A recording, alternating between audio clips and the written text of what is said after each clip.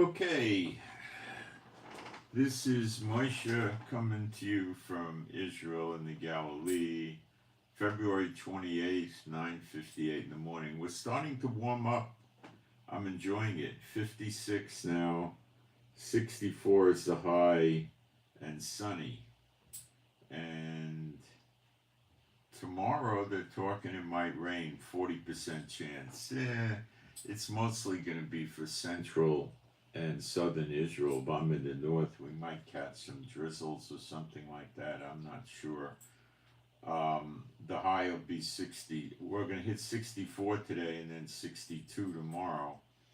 But it's going into the 40s at night, and then after the possible rainy Saturday, we have on Sunday 65, then Monday 69 degrees, and then on Tuesday we start getting lows in the 50s, but the very low 50s, like 50, and we stay in the mid to high 60s for a while, and then we get to 70. So it looks strongly like we're coming out of winter.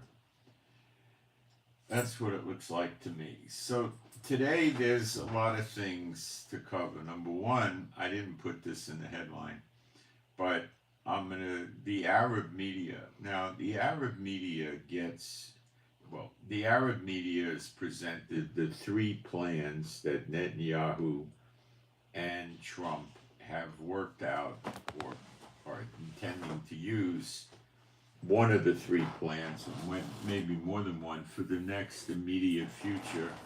By that I mean about 4 or 5 weeks. And they get good information because there's still a lot of people left in America that are pro-Muslim terrorists from the Biden days, okay? Trump's gotten rid of a lot of them, but there's probably still some there. And they pick stuff up, okay? They also pick it up from other countries that get it from America, all right? And we'll go through those with you. Then I'm also going to cover something I didn't put in the headline. It's called the David Corridor. Now, you have probably never heard of this, okay? It's the plan for further expansion into Syria by Israel, and we'll go through that. Trump made a deal with Ukraine, apparently, but not with Russia. There was a meeting yesterday between American delegates of Trump and Russia delegates in Istanbul, and the meeting was very brief. So whatever went on in the meeting, I don't think it was very good. If it was just boilerplate, nothing to do with nothing, like they said it involved embassies, well, they could have done that without having a flight to Turkey,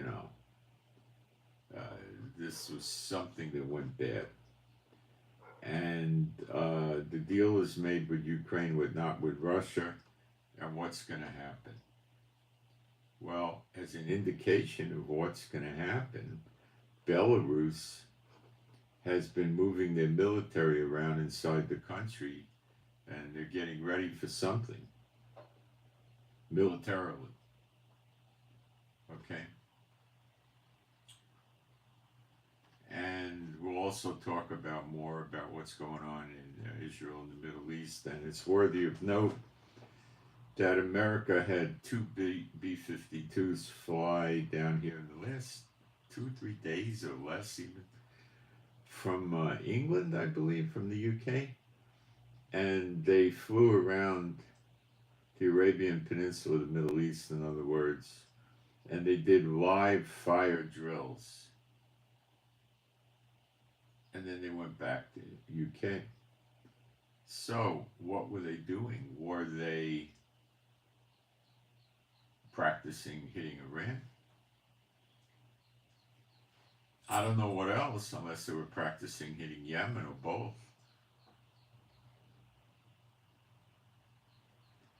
You tell me if you got a better theory, okay? And we're going to have some other news too. But guys, the news is so massive and so important, and we are told by Yeshua to watch. So being led in this direction by the Lord, and I'm assuming that this is very important for us, and that's why I'm doing it. I will get into some Bible scriptures today, of course. Okay, so now what I want to do is I just want to be not like some guy running around looking for clicks and, posting, oh, like we're going to do some, great news revelation, but I'm not going to tell you what it is, Oh, I did put the David corridor up. I'm sorry, I changed my mind at the last minute. I forgot. I'm hearing talk now of Bernie Sanders introducing a bill about Social Security. Again, a reintroduction with a bump of $200 a month per person. See, I have so much trouble believing they're going to do $2,000 a month. But $200 a month is going to do nothing. And I think they're going to do it on a percentage basis if they do it, because somebody making $2,900 a month on Social Security and somebody making $1,100 a month, I think the increases would be more proportionate. My guess. But I'd rather feel certain they're going to do this. People are saying Trump is increasing the budget. Now, these are idiots talking, okay? This is why I say they're idiots. They're saying, oh, Trump's saving, $150 billion with, DOGE, and then he's increasing it more in other areas. And listen, first of all, Trump is not even really gotten a big start on DOGE yet. Okay, so bear that in mind. Tremendous more is about to come in terms of cuts. Okay, massive. All right, that's number one. All right, number two, Trump is implementing new revenue streams for America with the tariffs and other things. Look what he just pulled off in Ukraine with the minerals, minerals, metals, oil, and I think natural gas, where America's getting ownership.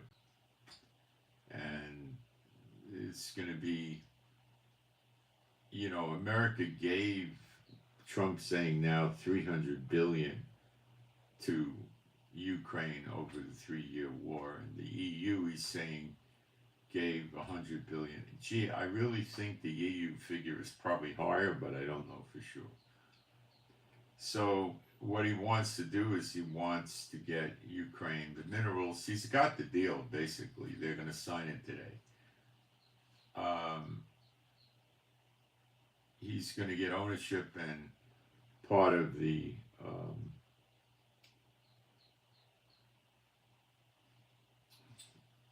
profits, and Trump says the security guarantees are going to be, he's going to put American workers in Ukraine at those sites, getting the minerals and the metals and everything out and building up the factories of production, the extraction and everything else. And he's saying, I don't think Russia's going to attack American workers. And that's his security guarantee.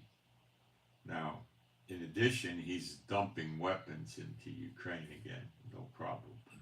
But the weapons are going to have a price tag, and the minerals will be used to pay it back. Russia offered to give Trump the same type of deal with the precious metals, minerals in the part of Ukraine that's occupied by Russia. Okay, and Trump's not interested in that.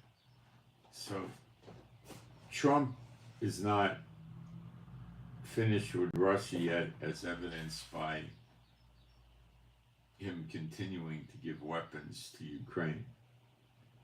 Okay. Regarding troops in Ukraine, that's only applicable after a ceasefire. And Putin has said there's zero interest of a ceasefire. He's going to continue to fight. And now Belarus is mobilizing for war. Belarus is heavily armed. It's right near Ukraine. And there's Russian soldiers there, Belarusian soldiers. Belarus will do anything Russia tells it to. And I think that I do not believe that Belarus is going to be attacking Baltic states with Russia. I think Russia wants to finish off what it started with Ukraine before it spreads itself out in other parts of Europe. So I'm rather certain it's Ukraine, and something could happen with Poland, because Poland is being used to transport the weapons on the ground by train and truck into Ukraine. So if anything's going to get hit, it would be Poland. But there's ways to stop the weapons transfers into Ukraine other than attacking Poland. One way to deal with it is if there's nobody left alive in Ukraine to use the weapons, and that's probably the approach Putin's going to take. Other than attacking. All right, Poland. I got to pause for a minute and check the live stream.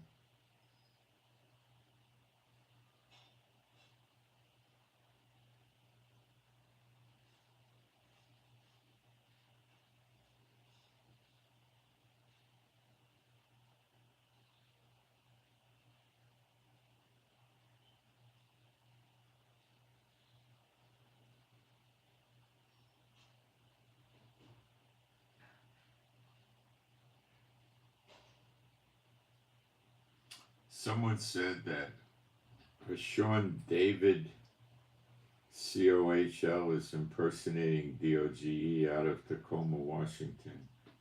John's real estate brokerage. I don't know who this person is, nor who the John real estate brokerage is. I don't have any idea about that. I'll leave the post up, but I don't know. I have no idea what this is about. Okay, real quick, I'm going to put 2 posts up in the chat, and then we'll get going.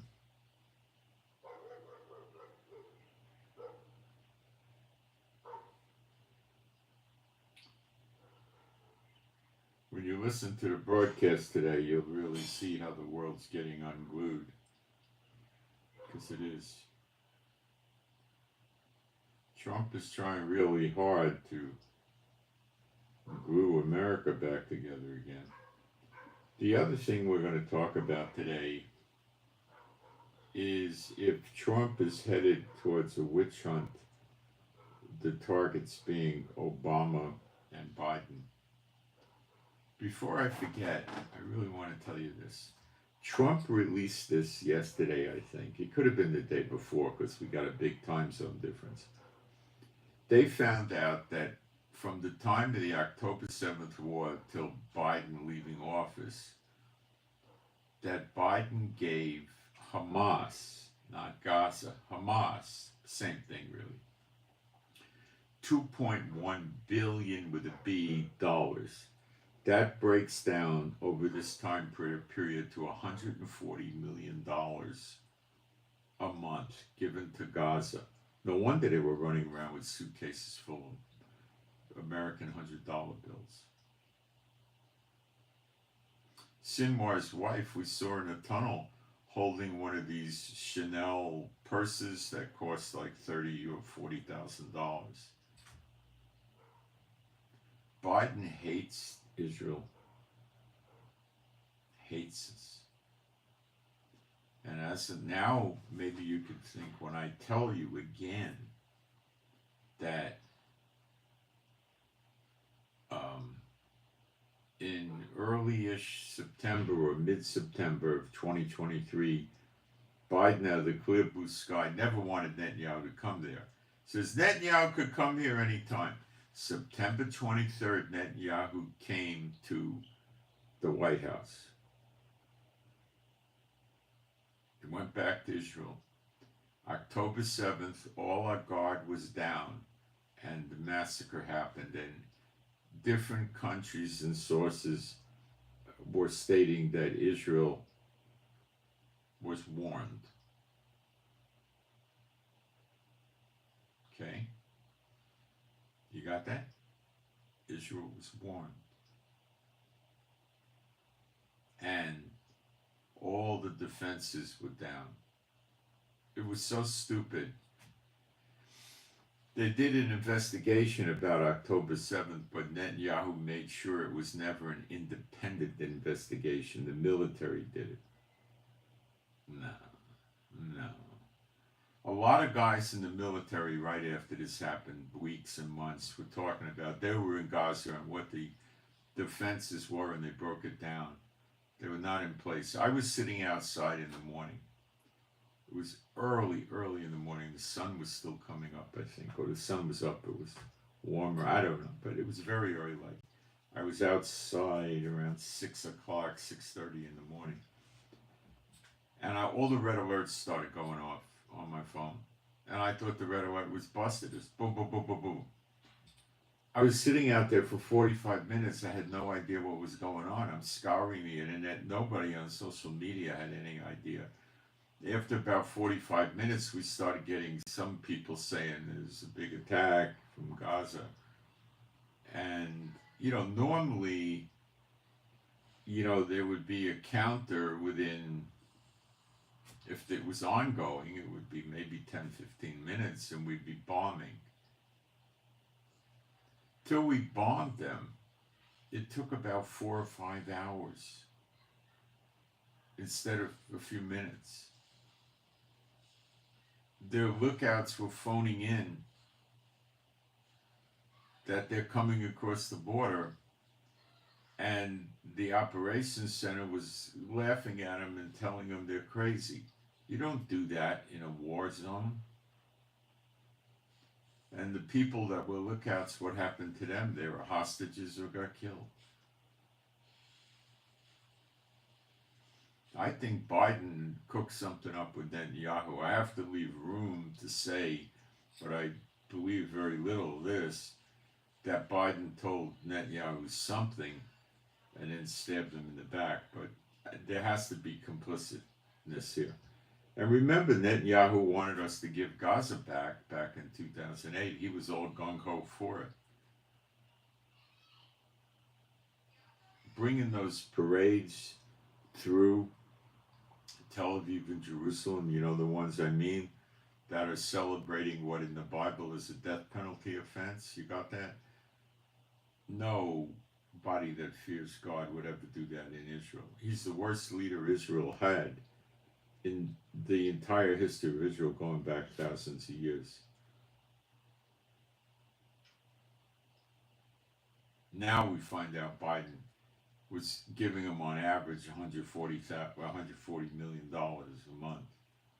And Biden never stopped Mahmoud Abbas from giving stipends monthly to the families of the terrorists that are dead or that are in jail while they're in jail, and they come to a little over $3,000 a month, which would be like y'all in America getting $10,000 a month. All right, let me continue with my posts here. I'll be very quick. I do believe a witch hunt is brewing with Trump, and I think he's going to go after them for what there was assassination attempt or attempts. He almost spent his life, what was left of his life, in jail. He still wound up being a convicted felon. His plate is pretty full, but he's going to go after these characters. Every time I hear him speak, he talks about what the most awful president America ever had was Biden, where he talks about how awful Biden was. He's going to go after Obama and Biden. And he's already gone after a lot of their cohorts, the ones that were in the government working and helping Biden with this sick plan. Biden did this. And what do you think, those of you who believe in the Lord, what do you think God's going to do to America?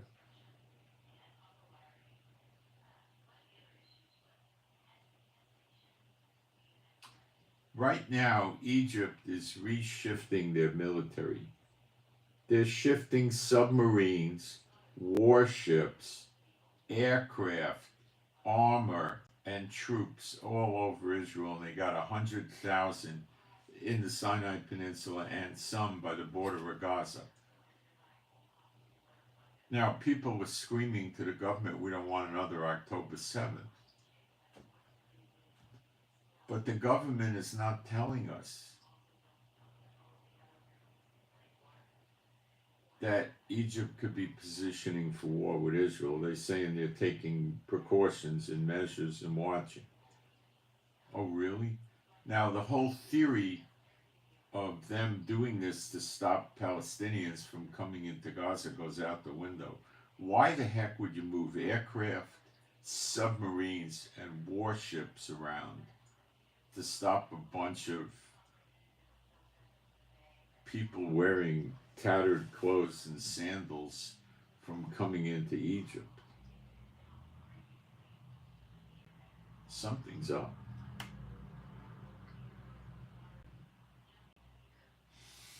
It could be these crazy Egyptians are trying to position themselves against Trump, but what in the world could Egypt do to defend against America? It's likely there's other countries behind Egypt if this breaks out. Oh yes, there are. They wouldn't do this work alone. They cannot win a war against Israel. They could damage Israel some, but they would be kaput. It wouldn't work. They don't have the missiles. They don't have the missile. They're really weak in missile defenses. Their jets are weak and old and not modern at all. Our submarines would sink their warships and submarines. Child's play. And we would freely be able to bomb them. We'd take out the radar, open up a corridor. Our F-15s, F-16s would start bombing all sorts of stuff in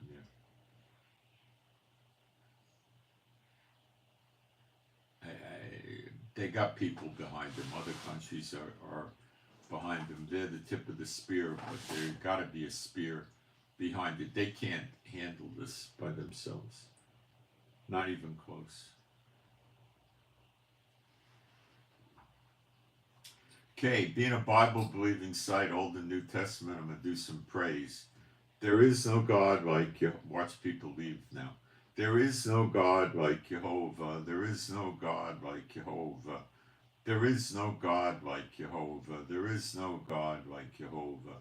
There is no God like Jehovah. There is no God like Jehovah.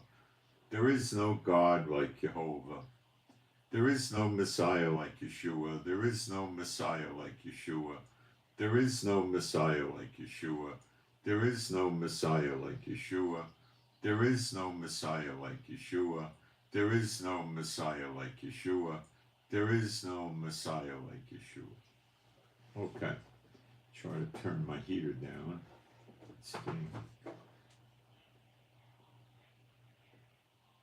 Maybe I'm turning it the wrong way. No, I'm not. I got it right. Okay. So what were Trump and Netanyahu's plans according to the pro-terrorist Muslim Arab media? I believe it was Al Akbar. Well, they came up with 3 plans that Trump and Netanyahu cooked up for Gaza. And this is important you understand this, okay? Because it ties into a big Muslim holiday called Ramadan coming up tomorrow. All right.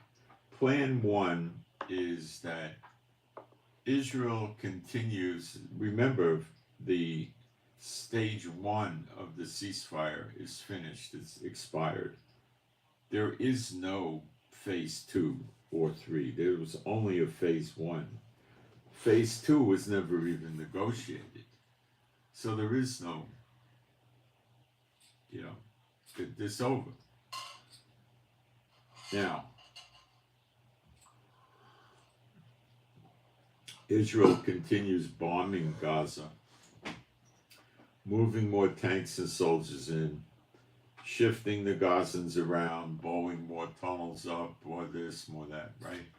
Basically starts playing a wipeout on Hamas to cause them to surrender or get killed. Okay, that right now is not the most likely scenario at all. The second suggestion is that threats be severely placed on Gaza, perhaps a few of the new powerful MK-84 bombs go off to set the tone, and they're told that not all of Hamas has to leave Gaza, just the leaders. How many of those, I don't know. They'd probably be 25, maybe 40, something like that. The rest of them stay, the civilians stay. And they have to completely demilitarize, and they're not going to be the power in charge of Gaza. There'd be other ramifications, like the Israel will probably remain until things stabilize and so forth. So the first two provisions are not going to likely go down right now. The likely provision is number 3, which is Israel negotiates with Hamas to write a 1-month extension to the phase 1 ceasefire. Okay? And Hamas is talking about being open to this. And what this involves works like this. The military of Israel stays in Gaza. We keep blocking the Rafah crossing. All this stuff stays the same. And we don't start carpet bombing Gaza. And they're not allowed to shoot missiles or engage in any aggression. That would be breaching the ceasefire. And the hostage exchanges continue. But Netanyahu, for phase 1, is going to want all the hostages, dead bodies, and living hostages. In my book, there is no such thing as a dead hostage. It's over. But, you know, that's not the tradition here. So, and I've lived here many years, but okay, so what happens? Well,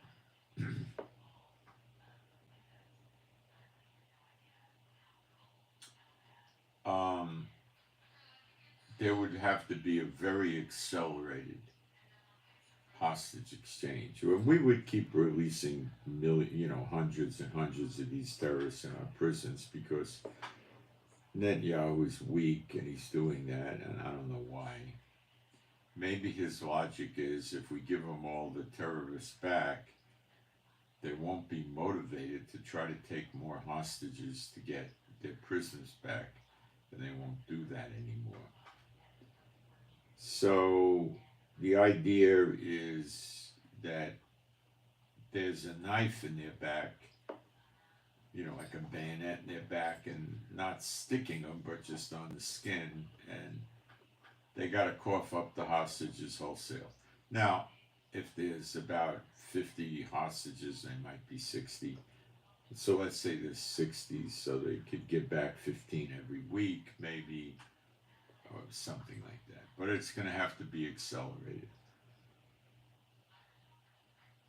And they don't want to give up all their hostages because that's the only leverage they got left. And the way that plays out is you bomb us and we start cutting the throats of the hostages on social media and make it plenty disgusting, and it'll be, it'll have, 20, 40 million views and that kind of thing, right? Okay. The idea is to run phase 1 extension through the end of Ramadan. Ramadan can be rather dangerous the first 2 or 3 days and the last few days. And it's a 1-month holiday. And every year it occurs at a different time of the year. And what the Muslims do is they don't eat from sunup to sundown. Okay. So let me tell you how you play this. Let's say, to keep it simple, let's just say sunup is 6 o'clock in the morning.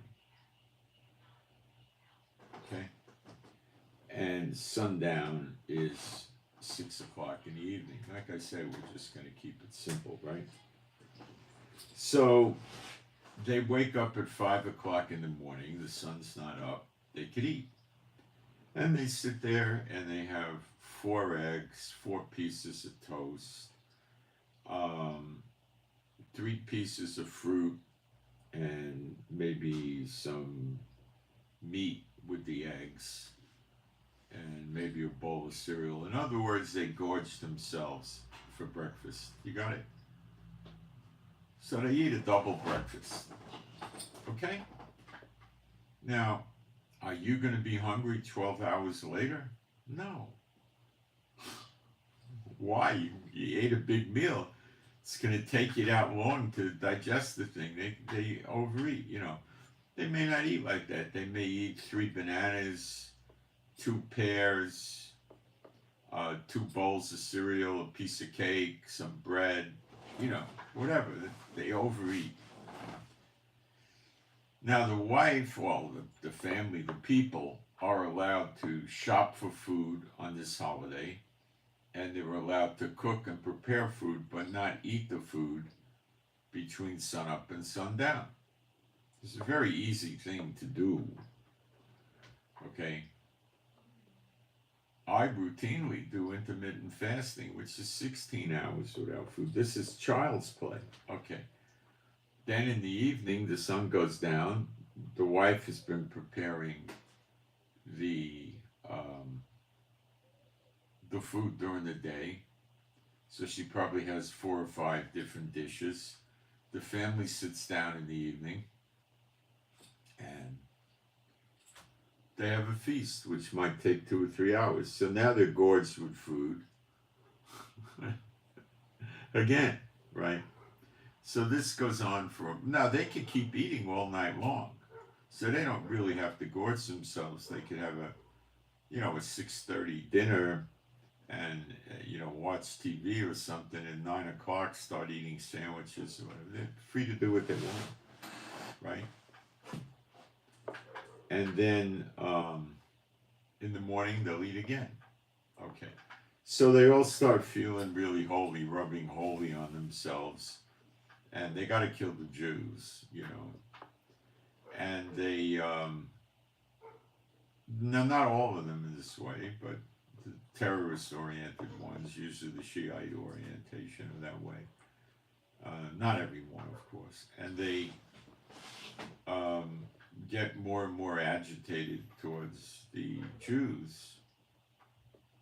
And we have terrorist attacks, violence, cross-border fighting, and things like this, okay? That's just the reality. China doesn't allow Ramadan to be practiced in their country. It's that bad. It really is that bad.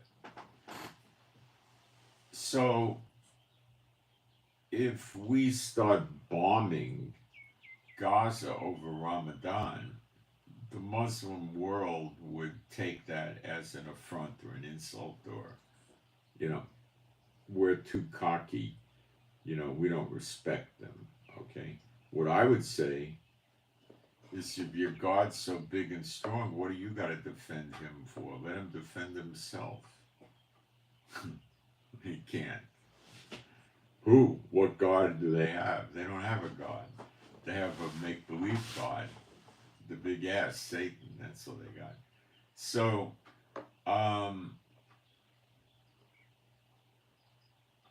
that's why I think this plane is going to go. Now that I said all that, I do want to tell you this.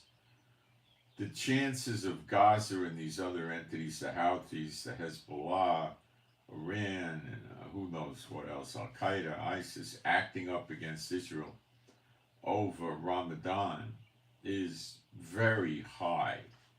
Now, terrorist attacks for sure, but I'm talking about other types of attacks like missile launches and things like that. It's very high. Drones, missiles. So we may be switching back to plan one, brutally attacking them rapidly to get an agreement out of them that's more sane.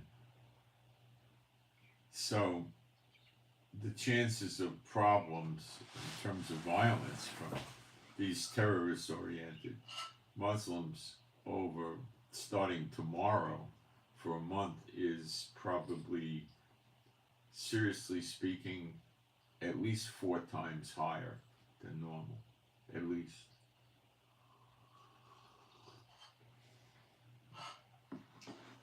And with everything going on, I think it's rather safe to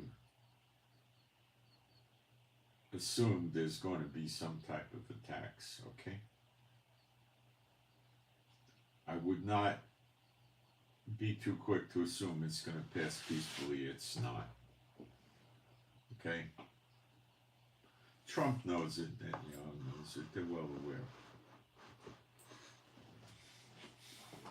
Does that mean Trump won't attack Iran and Yemen on Ramadan? No, not necessarily.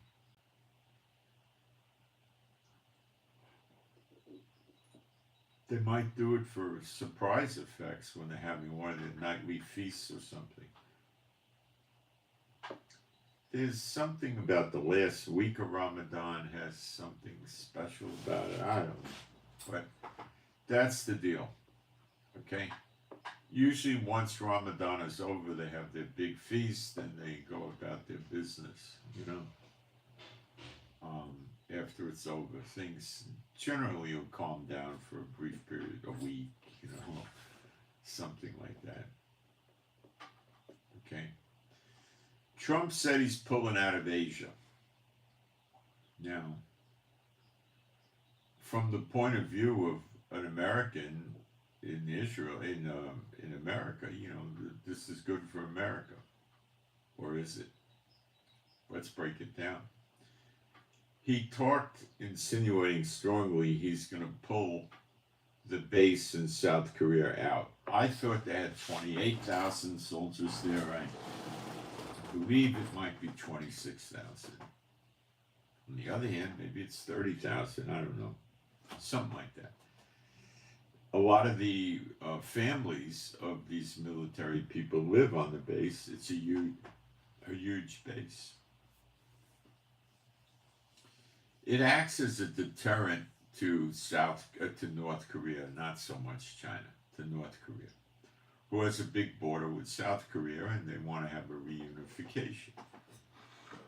South Korea would love to reunify North Korea under them and disarm them and, all of that. But North Korea would also like to take over South Korea. Now, North Korea, I think it's safe to say, is communism. It's a dictator. Now, Xi Jinping, the leader of China, is a dictator in my book, too. There was an election, if you want to believe it was a real election a couple of years ago, and he got the position of president for life. Now, tell me that's not communism, it's a democracy. Well, they don't really have a strict communism. They really don't.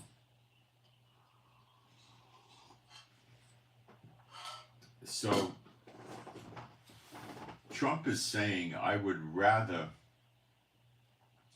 make friends with China and do trade with China, but the trade has to be fair. I could see that. When it comes to economics and internal policies in America, I will tell you, I think Trump is at a genius level. His ideas are super sound, extremely creative, and gutsy. But on the international level, he's failing miserably, and people don't want to accept that. All right, so what happens? Well, what happens? He's probably going to do a partial withdrawal out of the base in South Korea quickly, like maybe he'll pull 10,000 or 5,000 out, then a few months go back and pull another 5,000, and then basically either keep a skeleton staff there of maybe 3,000 or 4,000, you know, and that's that, or just to keep the base running. So then in an emergency they could fly people in, and they have a viable ongoing base where the water is good and the electric is good and the internet works and there's food in the storage and all that.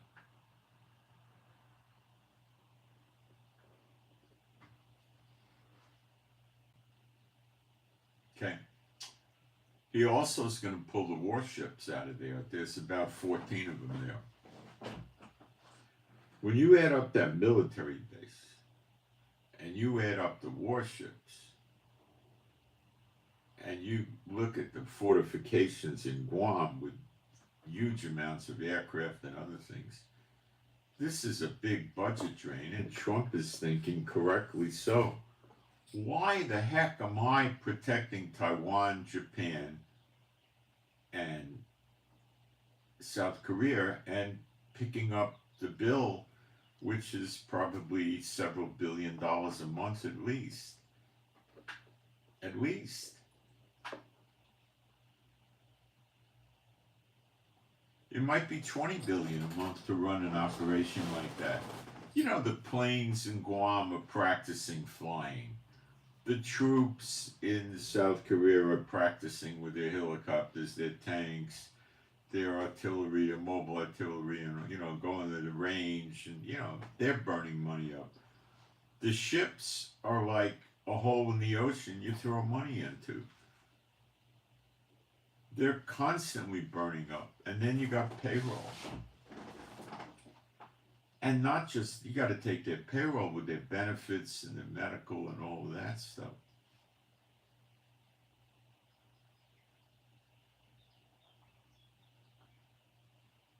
It's huge. It's not just troops sitting there playing cards and being on the internet. These guys are conducting massively expensive maneuvers all the time.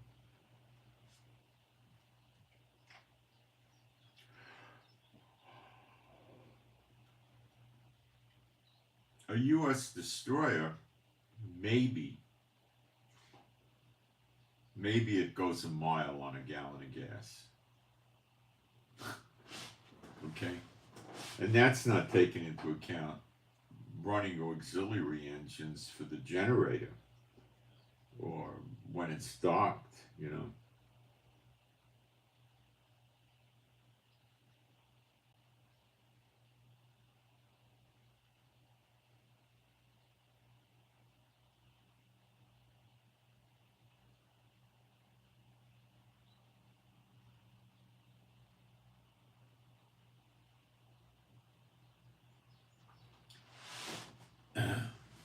Now, this leaves Taiwan, Japan, and South Korea in the lurch, doesn't it? Yeah.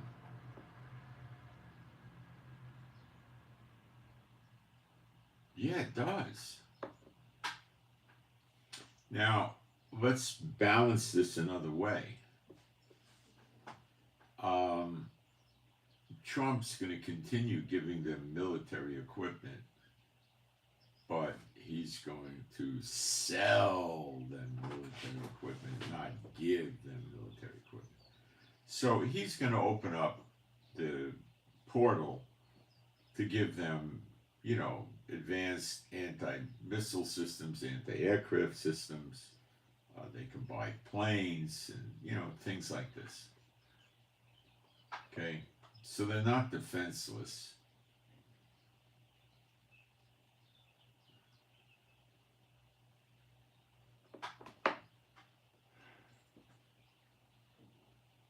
Does that mean South Korea is going to get attacked by North Korea? No. North Korea knows within a couple of days of fighting, the Navy warships will be headed their direction and airplanes will be flying there and bombing them, probably rather quickly. So they're not so fast to do that.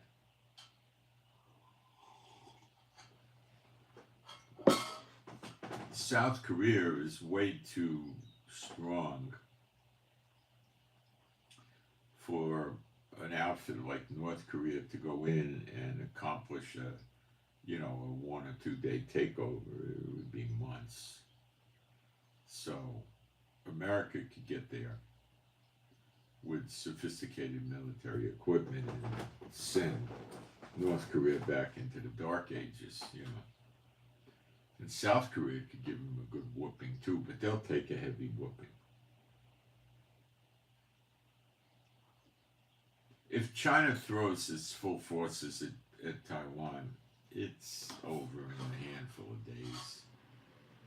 Japan will fight very hard. It's not going to be an easy fight. It'll be bloody for whoever attacks them. And it may be long and drawn out, and America more than likely would bail them out.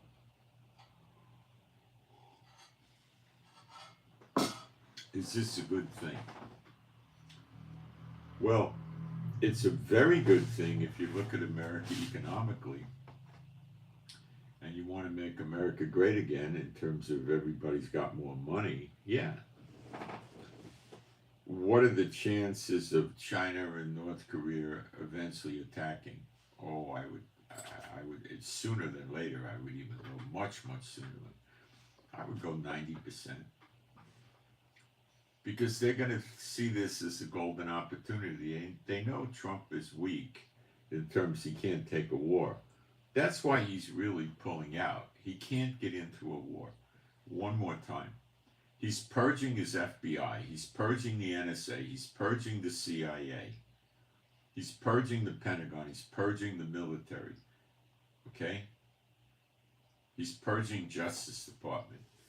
He has to get his people in place, and when his people are in place as the number one of these agencies, they got to put maybe 8 or so sub-managers in there. They could call them deputy directors or whatever, that are going to keep a tight rein on the place according to the policies and procedures Trump wants followed. That takes months. I would say Trump's got about another 5 months to go before they have a handle on running the government internally in America.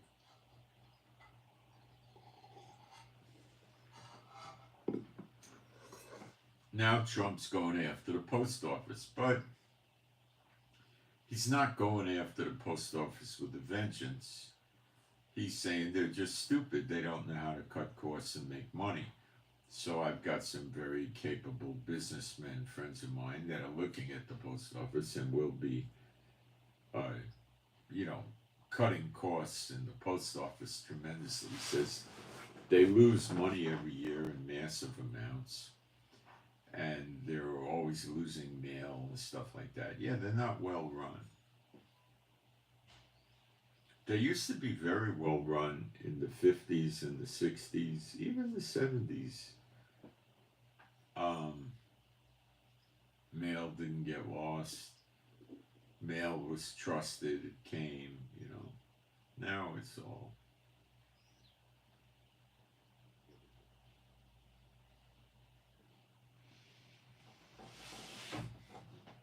So yeah, he'll fix that. I think he's going to merge it with another department, commerce. I heard. I don't understand that one, but can Trump fix the post office? I would say on a 10 scale, 10 being yes, he could fix it for sure. I would say a 9. You know, he's good at this stuff. Okay, he's good at this stuff.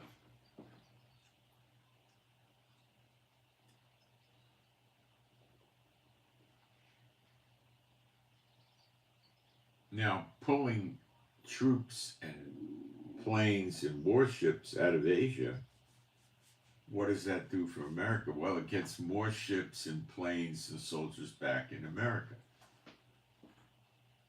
or free to deploy them elsewhere. So Trump is sitting there saying, why the heck should I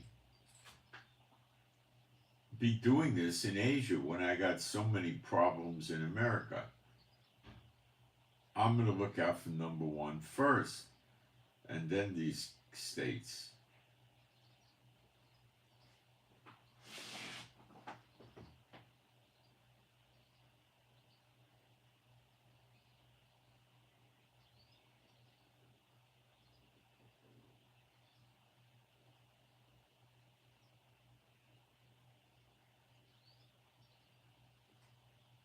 Now, like I've told you, China, North Korea may not attack these countries now once they're undefended.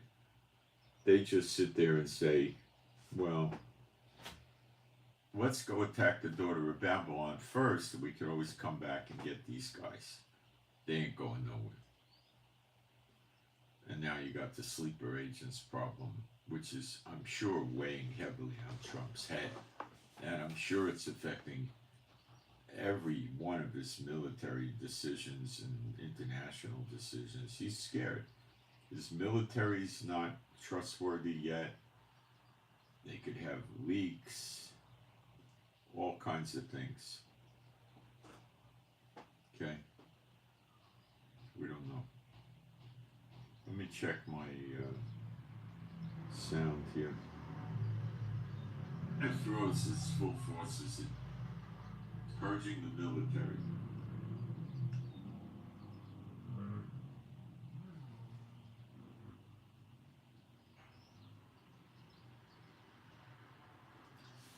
So,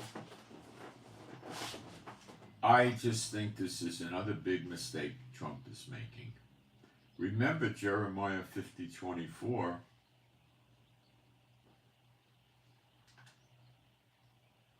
I'll read it again. Speaking of the daughter of Babylon, America. Jeremiah 50:24.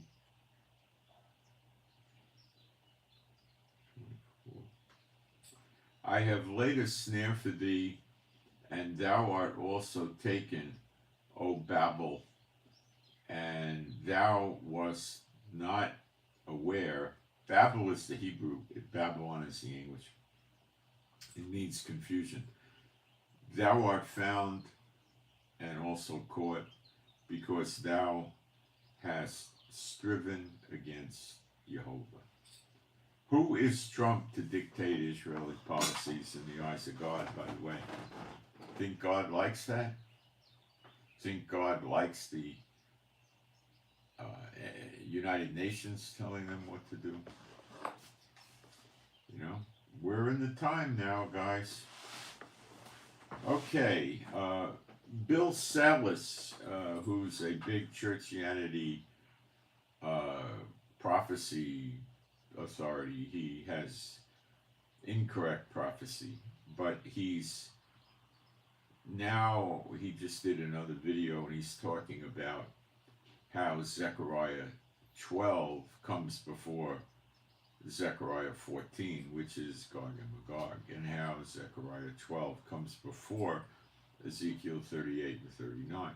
But he doesn't tell the truth about Zechariah 12 with the two witnesses burning the enemies up roundabout on the right hand and the left. He leaves that part out and he confuses the people to think the two witnesses are Judah and Jerusalem or the 10 tribes. I don't know what he thinks, but He has all kinds of alternative. He never even mentions the thought that there could be the two witnesses. So he's concealing. He's not playing straight. But even one of the big church gurus is coming forth with that. Let's cover the prayer requests today, okay? For SH Sierra Hotel, SH Sierra Hotel.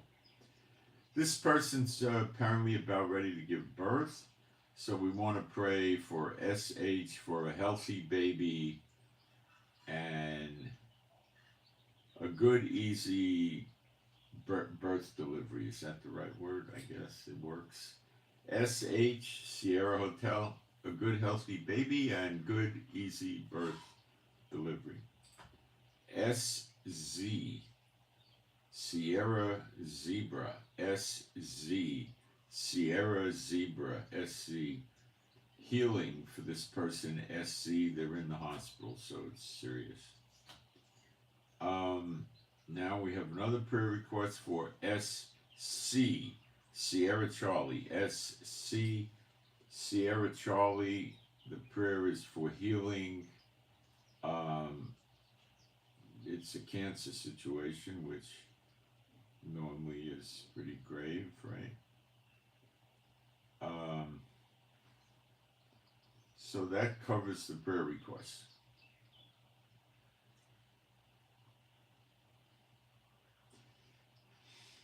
Trump has exposed Biden so much and mocked him and put him down, and Obama too. I'm rather sure he's going to move after them.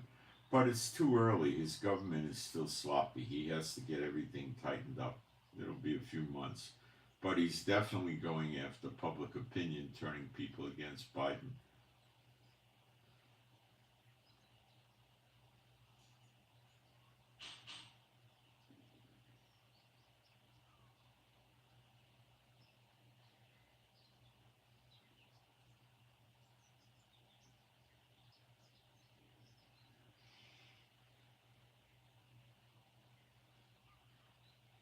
I think it was Biden's aide that kept Hamas going those 15, 16 months.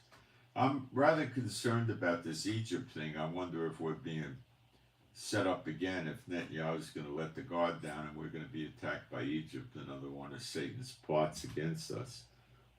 I don't hear Trump talking about Egypt anymore. At all. I never heard him talk about this, so I don't know what's going on. What is the David Corridor? This is a good one. It's real.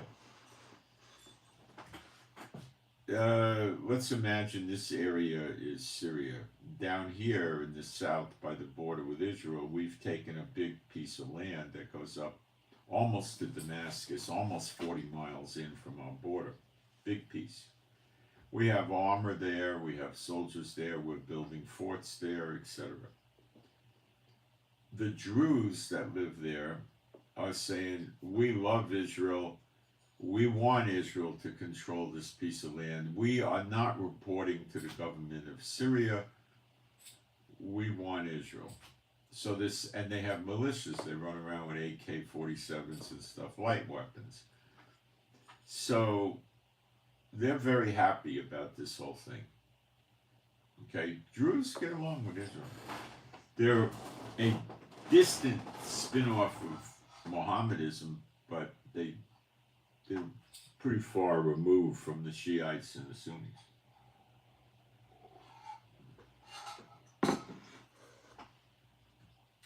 Now the Kurds are friends of America and friends of Israel.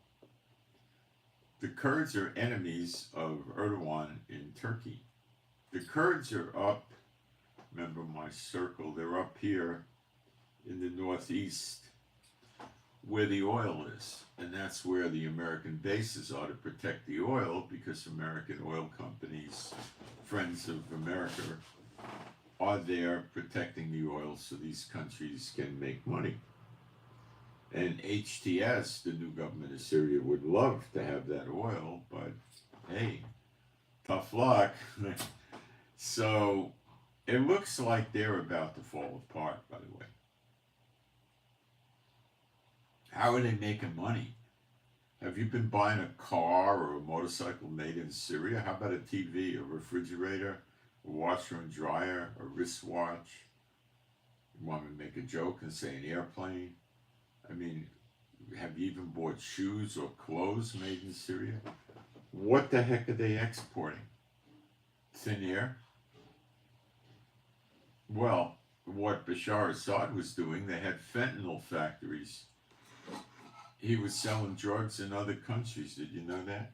Yeah, we found the factories.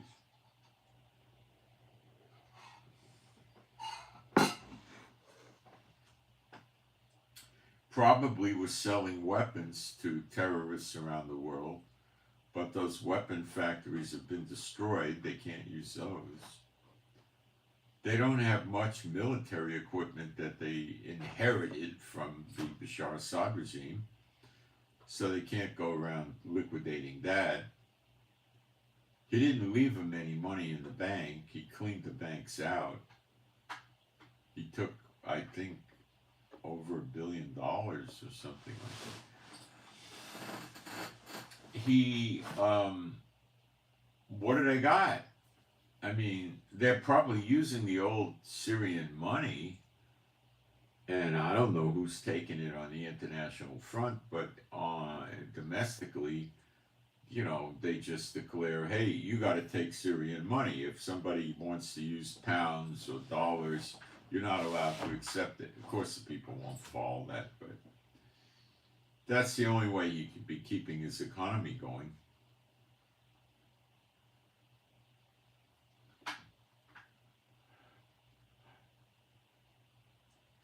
How long could he continue? I don't see nations coming over there throwing him $200 million here and there every now and again. I don't see that.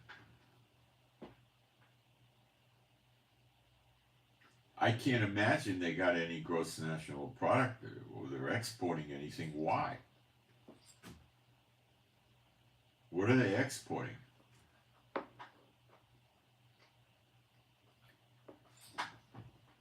How long is he going to make it? There was 70,000, and then they picked up some others, so they might be 100, 120,000, which isn't much. But it's enough to hold the country. But they don't have aircraft, they don't have armor, they don't have the Navy. They're very, very, very... They got their hands tied with chains, you know. They threw Russia out. They don't like Iran. They don't like the Houthis, you know.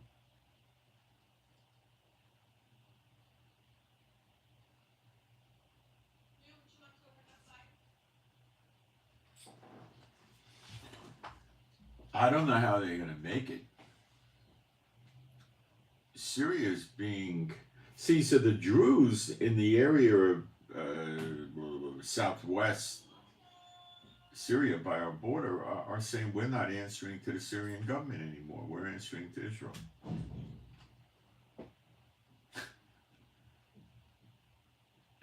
Did we grab that land or did we grab that land? We grabbed it. America's keeping their bases in northeast, and Turkey has a piece of Syria also, but it's something like 15 miles in by their border. And now this is David's corridor. We're all the way down here in Syria, the southwest, and the Kurds are up on the northwest. So we create a corridor going across the country like this that, I don't know, it may be 25 miles wide or something.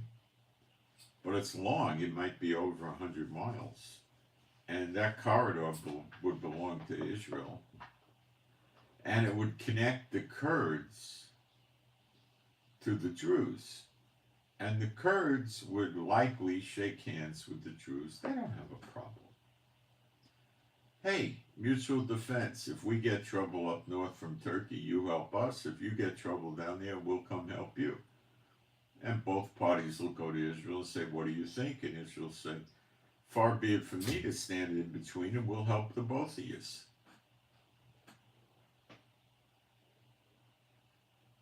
David's corridor. Coming soon to a map near you. Who's going to stop it? Trump? He likes the Kurds. It was good for them. Erdogan? He hates the idea. Now, this would mean Israel would have a border very close to, or most likely adjacent to, the border that Turkey established for themselves with their buffer zone against the Kurds. So now Turkey has a border with Israel. That scares Turkey. Oh, but if Turkey's such a big, bad country with 100 warships and aircraft and all this, why are they afraid of Israel? For a lot of reasons. They don't have the high-tech new weapons. They got older stuff. Doesn't work against new high-tech weapons. Doesn't work. So, let's play this out for the purposes of Bible prophecy as a maybe possible could happen. This is end times. We don't know what will happen. Syria got taken in 11 days. That thing been around since the Balfour Declaration. 11 days it fell. 300,000 man army with aircraft, boats, missile launchers, radar, everything. 11 days.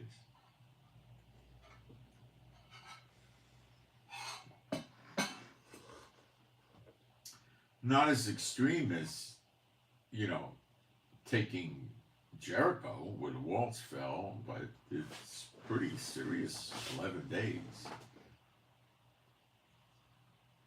We'll see shorter periods of time as we get more into it, I'm sure, but for a fall of a state. So Turkey threatens us all the time and does nothing. So let's say Turkey says, get out of here, I don't want you doing this, you're near my border, go away. Israel say, my name is Cliff, drop over sometime, right?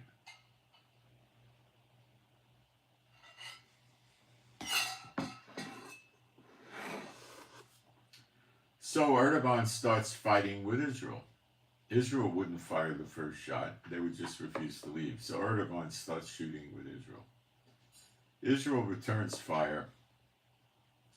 If it keeps up, it'd be border skirmish. If it keeps up and he starts using artillery and other things, we would reciprocate. And then what would Erdogan do? Could he call NATO up on the phone and saying, I want to invoke the all for one, one for all rule because Israel's attacking me? And then they'll stop and say, now wait a minute, have they invaded Turkey? Well, Turkey is now part of the Syria. They'll say, did HTS give it to you? Did you take it away? Do you have legal rights? No, no, no. So you're fighting Israel in Syria. And you started it, and Israel's defending themselves over some dispute. Not that they want to occupy your land, but they want to occupy land that previously belonged to Syria, who's not in NATO. Sorry, I don't think there's any applicability here for us to join in. You started it, and it's a fight in another country over land in that country. You see, what they're really NATO's looking to enforce is some, if Israel started bombing Turkey or shooting missiles into Turkey, then he would be able to call NATO in. So I don't think NATO is going to get involved in this one. So we know Turkey appears in end times as the Hittites, so this might happen. Remember the land grant in Genesis 15 that Jehovah gave Israel. It's not a land grant, it's a covenant, a brit in Hebrew, a covenant, from the Euphrates to the Nile. And when you talk about that, it covers 2/3 of Turkey. So do I think something here is going to blow up? Yep. Yep. Yep. What's going to happen with Syria? What do we do? What's going to go on there? Well, Israel keeps attacking inside Syria, and they're peeved. Israel forced this HTS government, the Al Qaeda on ISIS people with a new paint job, to move far away from where we are in the south, get all their weapons out of there, and they complied. What are they going to fight us with? We send 4 F-35s in. You wouldn't even need F-35s. You don't even have to take out radar. You don't even, just send a bunch of F-16s and F-15s in and start blowing up whatever they got. And then forget about them. You know, I mean, if they start, they may wind up losing all of Syria. Notice how Israel's reclaiming land as we get closer and closer to redemption. We're staying in Lebanon. We're not going out of there, South Lebanon. We're staying in Gaza, and we're staying in Syria. Jordan's peeved. They're next. Don't worry. They're going to get theirs.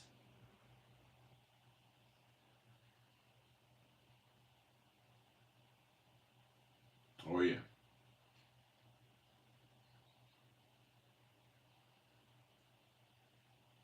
What's the world going to say about us with David's corridor? Well, the Kurds are being persecuted by Erdogan. He kills them. True, he does. HTS doesn't like the Kurds. So we're stepping in to save the Kurds, our friends. When I look at these people, they look like Jews. Take it for what it's worth. It's people that say the Arabs look like Jews in Israel too. Oh, they do? Oh. Have I not told you many of these people were put in forced conversions to Mohammedanism centuries ago? And we read in the scriptures that when Yeshua appears in the clouds, these Jews who didn't know they were Jews, these Israelites, 10 tribes who didn't know who they were, are going to walk out and come to Israel from the Arab countries, from the north and stuff, or from all directions. They're going to know who they are when Yeshua appears, and they're going to come into the land, which, you know, we're going to have expanded. It's going to be about 100 times bigger. In the very immediate future, we're talking maybe some weeks or something. And now, then Turkey could start a fight with Israel, and NATO might say, well, we hate the Jews. Yeah, Turkey, we're with you, and we'll send you 50,000 soldiers or something like that. And then Israel starts fighting them, and, you know. But I don't think it's going to happen. NATO is rather, they like to huff and puff and not blow anybody's house down.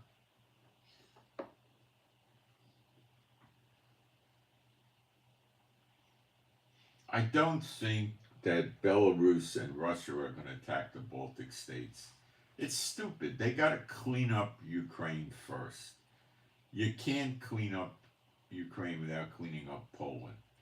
You can attack Poland, and then that would trigger NATO because you're attacking them in their homeland. And they didn't fire the first shot at Russia. Okay? Erdogan firing the first shot at Israel in Syria over a dispute as to who can own what land in Syria. I don't believe NATO will be in. But I can be wrong. You don't know. It's end times. But Belarus is not going after the Baltic states with Putin. I don't believe that. They got to get Ukraine first. So Trump ticked them off. Trump baited him hey, let's do some precious metal deals, Vlad, you know? Vlad said, yeah, come to Moscow, I'll eat caviar and drink vodka, you know? And Trump would say, well, I don't drink. So, oh, you eat caviar. All right, I'll eat caviar, you know? They made an announcement that May 9th, Trump was going to go to Russia, and they asked him about it on live TV. Are you going to Russia May 9th? He says, no, that's not true. So there's a very icy chill right now between Trump and Putin. Now, why is Belarus repositioning their military like yesterday? Because Trump's not the village idiot, okay? Putin's not that stupid. He's not. He's no match for Trump, okay? Trump is way the heck ahead of Putin, but Putin is not a typical Satan bot nincompoop. He can think a little bit, right? So Putin's thinking and saying, oh, Zelensky's going to let Trump mine the metals, the minerals, oil, and all that. Okay. Well, that'll take Trump a couple of months to set up, at least a month or two.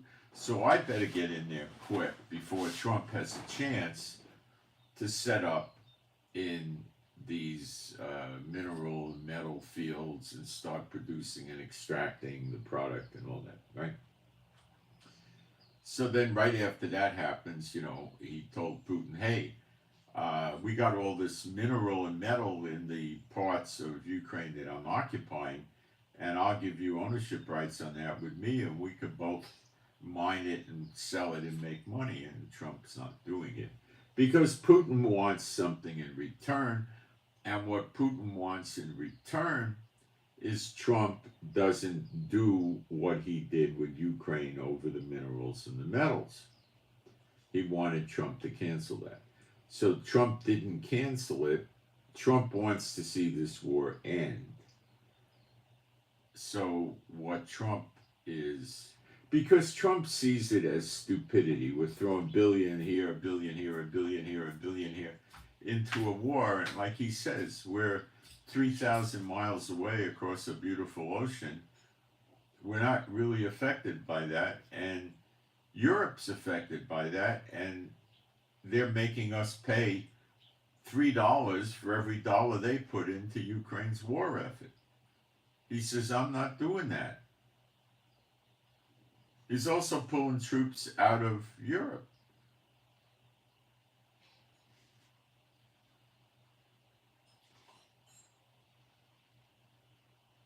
So I think what happened is Putin said, I better get on the stick and let's take Ukraine with a massive effort and put an end to it before Trump gets in.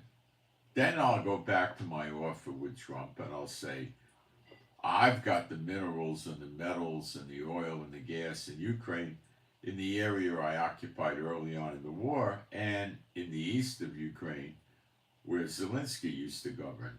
And let's make a deal. And then Trump will probably make a deal and say, well, okay, we lost Ukraine. No, I don't think so, because Europe will get irritated. He's doing okay with Europe, by the way. He scared them. This is what I heard, that Europe, the EU, said they're going to reduce the tariffs they charge on America because Trump's going for reciprocal tariffs. So if they tax our, I don't know, bed sheets or pillowcases 18%, he's going to tax their bed sheets and pillowcases 18%. So what the European Union said they're going to do is reduce the taxes on American cars brought into Europe, which I'm sure includes motorcycles, but maybe not. Maybe it's different. When they bring cars into America, the car gets a 2.5% tax added to the European car when it hits the docks in America, right? So Europe said they were charging us much higher, right? 25% or some crazy figure. They said they'll reduce it down to 2.5%. See, Trump's winning. He's good at this stuff, but he's bad internationally. So yeah, they're gonna. So if Chevrolet or Buick, or an F-350, or some of that stuff, you want to sell it in Europe, it's not going to have but a 2.5% tax. So America's going to be getting to sell cars in Europe, which is going to ship out of America, and it's going to make more jobs and bring up the economy in America. These car companies pay taxes,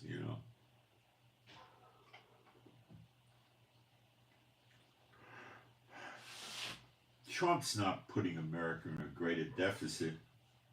He's finding ways that appear to work to make America get more money from different sources instead of bleeding the people dry.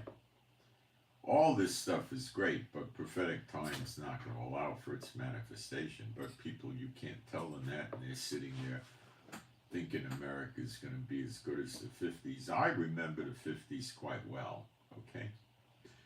And I'll tell you what it was like. First of all, the black people were being persecuted and treated very poorly. The Puerto Ricans came in, I think, in the latter 50s, and they were not treated that poorly, but people were only hiring them for menial labor like dishwasher, floor sweeper, maid in a hotel or something, or work in a warehouse moving boxes, things like that. A lot of them came here and got welfare. In New York especially, they were buying them cars. I had a friend that was a welfare worker before he became a probation officer. He lived across the street, down a few yards and across the street. He was a nice guy, older than me. He used to try to mentor me about when I was going to university and stuff. He was really a good guy. As we grew up, I moved away from New York and we lost contact, but he was a very nice guy. So, what happened is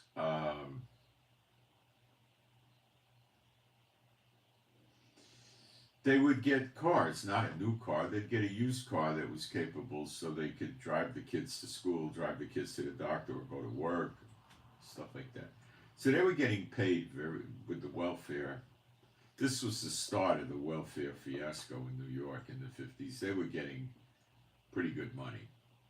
He was doing it in the 60s, and it was out of hand. Okay. And they used to have a mocking song that they were saying the Puerto Ricans would sing and say, they came from West Side Story. Everything free in America. Everything free in America. Right. So they were coming up here and just getting on welfare rolls. Okay. So they were not out there protesting and marching. They were having many children with different fathers. They were borrowing each other's kids when the welfare worker came to get more money. So they had 4 kids and they borrowed 4 kids and they were getting, so they were sitting around getting drunk. We had a family doctor, a Jewish guy his office was in a neighborhood that turned into a Puerto Rican neighborhood, and he was telling me what they were doing when they wanted to go out at night to the bodegas, wherever they call them. He says they give the kid a bottle and put some rum in the bottle. You're talking a 6-month, a year-old baby. Put a little bit of rum in the bottle, whatever, probably a tablespoonful or a teaspoon. They would make the kid go to sleep, so they give the kid a bottle like 8, 9 o'clock when they were going out, and the kid would just sleep when they weren't there. You know what that does to a kid that's a developing small child? That's terrible. He would get calls to make house calls for a sick kid, and they get there and they don't answer the door and all of this stuff. So they were not being abused. They just weren't doing anything. They were just partying, But they used to go in the military. They were not all criminals at all. But as time rolled on, a lot of them became narcotics addicts and prostitutes and shoplifters, and then they started forming gangs and all this kind of stuff. It was pretty bad. All right. Anyway, what was it like? All right. So you were able to buy a new car maybe for $900 with big heavy steel, 6-cylinder engine, an 8-cylinder engine. Not a great car, but it would be a nice car. And for $1,500, $1,600, you'd get yourself a pretty nice car. You get like a Chevrolet, like a 4-door sedan with nice seats and carpets and a radio, no air conditioning, manual windows. That was the style back then, right? But houses were, it was in the early 50s. You were able to buy houses in places for $2,500. Sometimes in a smaller city, maybe 30, 40,000. The price would be $5,000 or $8,000. You'd have a house on a quarter acre, 3-bedroom, 2-bath, garage, patio. Life was easy. Life was easy. Back then, rent on our apartment in the Bronx was probably $50, $60 a month.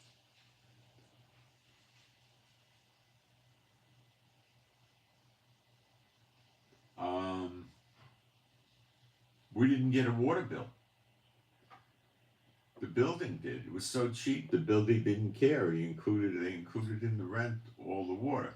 So in the summertime, I'd go across the street. We had a schoolyard. I'd be playing basketball in the hot weather, and I'd come back, and because they had lights, they had a basketball court in the schoolyard, and they had lights. So we played. The lights weren't so great, but we were able to play basketball at night. And in the long days, like July and June, it would get dark after 9 o'clock, even 9:40 at night. So we were able to play with natural sunlight too. So I'd come back and I'd be really thirsty because there was no water fountain there. And I'd be hot and sweaty. And so what I would do is I would turn the sink on and I'd let the water run for 5 or 10 minutes. New York City used to have, I don't know anymore, very, very good water. Not as good as Seattle. Seattle was the best tasting water I ever had. San Francisco water used to be pretty good. It was probably, New York water was probably a little better than San Francisco. It tasted good. So when I would come back, there would be frosting, the dew type stuff on the faucet because the water would get so cold. So the water came from underground, and the pipes were metal, and I would make myself nice glasses of cold water, and my father never said a word to me about it, because we never got an electric bill. He didn't care, But they used to talk about leaving the lights on, So, crime didn't exist too much. We didn't have drug addicts except in some of the ghettos. Like, for instance, 60, 80-year-old people could walk to the grocery stores that in the non-winter months would stay open sometimes till 10, 11 o'clock at night. Because people would be home and they'd want to go get some ice cream or something for the next morning or some snack food or something like that. So they'd go out and it was perfectly normal to see women walking around by themselves. In the daytime, it was perfectly normal to see kids that were maybe 7, 8 years old or even 6 years old playing by themselves in the street, in the schoolyard or something like that. It was not uncommon. You had so life was cheap and easy. The quality of the clothing, shoes were made out of leather. They didn't have plastic shoes like they do today, right? The clothes were cotton. They weren't all these synthetics that come from crazy countries that are so thin if you hold them up, you see the daylight through the shirt. In the winter, you bought wool pants, which would be crazy expensive today, right? And bought wool sweaters, and you got wool coats, and you wore wool hats like this, but this is synthetic.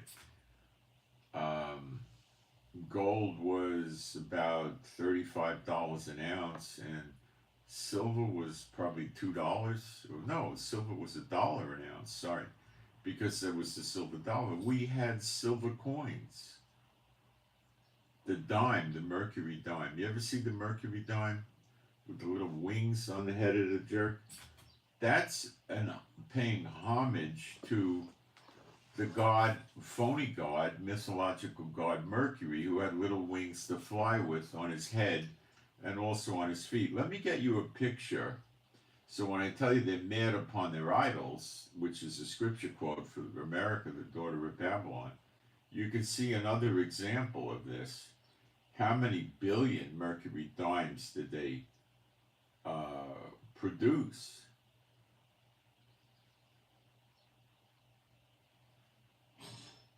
That's a washed out picture. Let me get a sharp one, if I can find one. There got to be a good one here. Let me find it. That's about as good as we're going to get. Okay, got to look carefully. You'll see it's a male, and you see the wings on the side of the head. Okay? That's your mercury dime. 90% silver, right? That's an idol. They're paying homage to a false god. What do you think it is?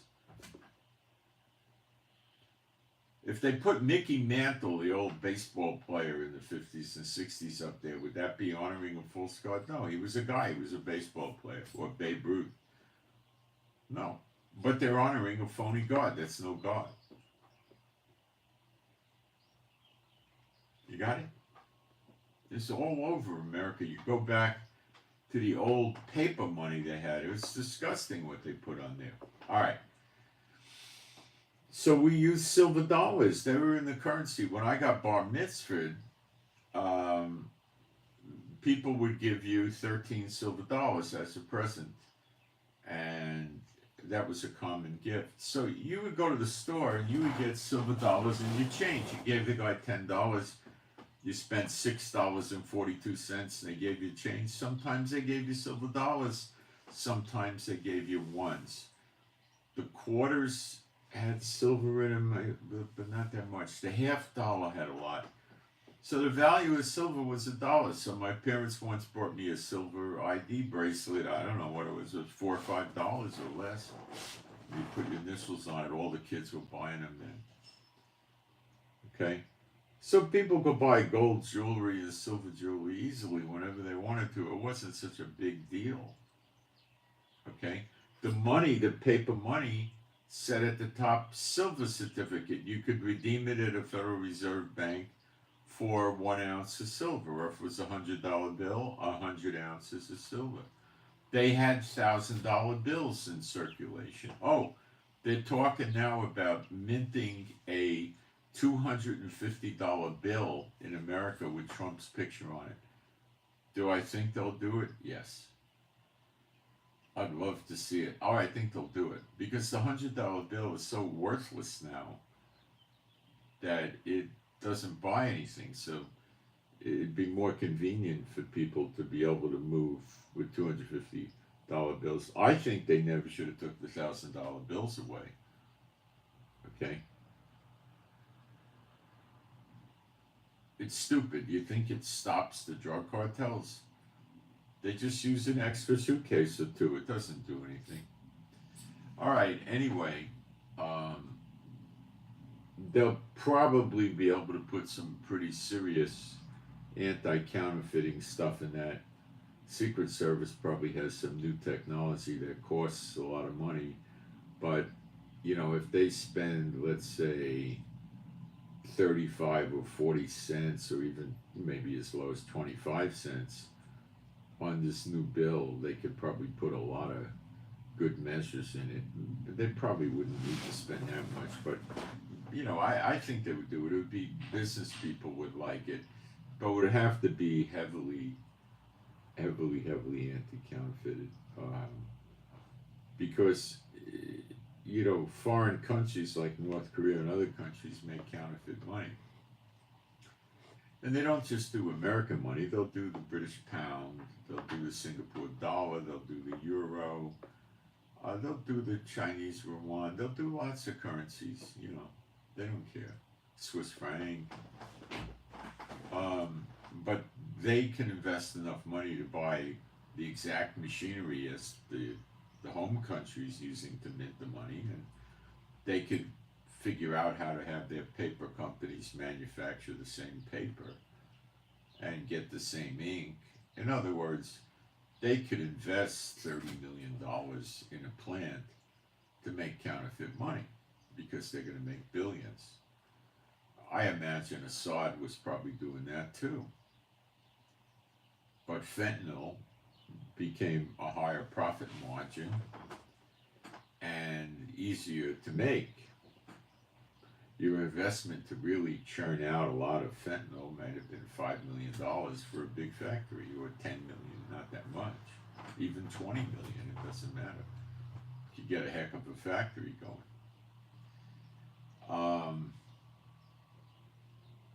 So that could have been how Bashar Assad was keeping things going,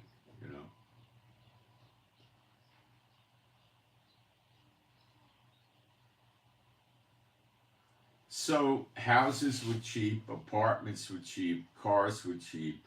You know what gasoline was in the 50s? 15 cents for regular, maybe 18, 19 cents for high test. Nothing. The cars didn't have any computerization. You used to see people put a little towel on the fender, open the hood, sit on the fender with their feet inside the motor area, because you had lots of room in those cars. Those cars were big. You'd have a trunk in a full-size car back then that would easily take 8 suitcases, 6, 7. The Cadillacs and the big Olds 98 and the Buick Deuce and a Quarter, the 225 Electra, you'd probably get 10 suitcases in those things. They had trunks you could put a baby elephant in easily. You could probably walk around in the trunk. I don't know about that, but the back seat in the big Oldsmobile or something like that, you could just about stretch out. I mean, if you were 6 feet, maybe not, but somebody 5'8" or 5'7" could probably stretch out in there and sleep. They held 6 people, 3 in the back seat, 3 in the front. They didn't have bucket seats and consoles. They didn't have seat belts. People think they were very unsafe. In a lot of ways, they were. They would skid easily. They didn't have radial tires. They had tires with tubes in them. And they had brakes that weren't disc brakes. You had to watch out if you went through puddles. You had to tap your brake to dry it off. And they had power steering and they had power brakes and they had suspensions. But if you were driving at 75, 80 miles an hour with these things, it was pretty hairy, but people managed. Now, this was the saving grace with these cars. The steel was very thick and heavy, okay? And that made them pretty good at low-speed collision because that steel was not easy to get through. But no seat belts. People did hit the dashboards, which were metal. They hit the ceiling. They hit the side of the door. They hit the windshield. That was not good. The parents used to commonly keep the children in the back seat. So if there was an impact, the kid wouldn't go flying at the windshield. It was common, you'd see the mother with the children sitting in the back seat with them, and the father would be driving, because if you had the steering wheel, you wouldn't go through the windshield, but you might hit the steering wheel or something like that. So it wasn't, they had problems with that. If they took those cars and put the lap belts in them, and they had disc brakes and radial tires, they would probably be a lot nicer than what you have today. But not really. The cars have really progressed. So you were able to get a decent car. You were able to take vacations. People would go to lakes. Boats were cheap. They'd buy water ski boats. People would go skiing in the winter at ski resorts. Back in the 50s, good cuts of steak, like, ribeye, New York cut, that kind of thing, T-bone. I would guess they were probably 35, 40 cents a pound, maybe a quarter, 25 cents. Because I know in the even in the late 60s, you were able to get it for 99 cents a pound, T-bone. Good T-bone. So I would guess it was probably even 15 or 25 cents a pound back then.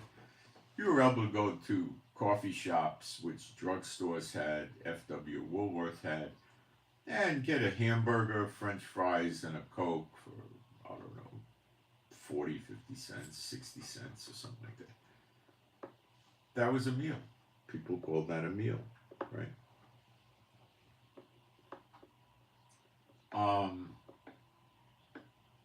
They didn't have,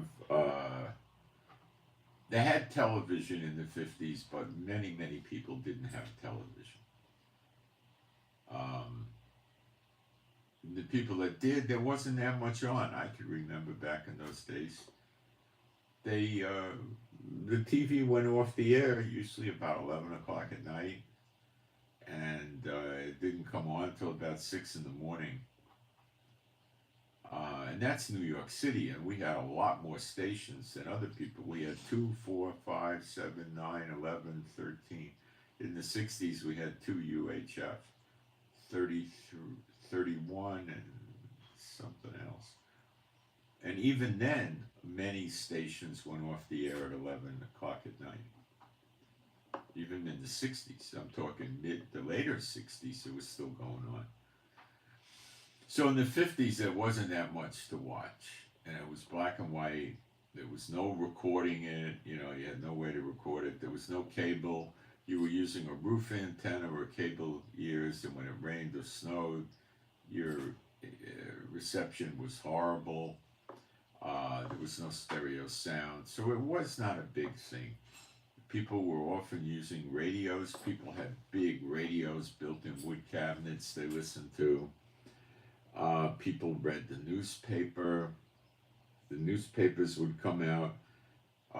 Typically, you had a morning edition for people commuting to work.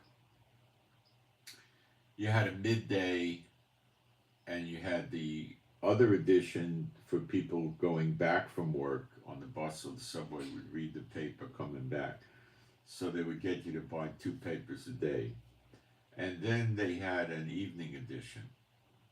Now, some of the papers had a late night edition and a very early, but typically there were 3, early morning, the commute home, midday, and then they had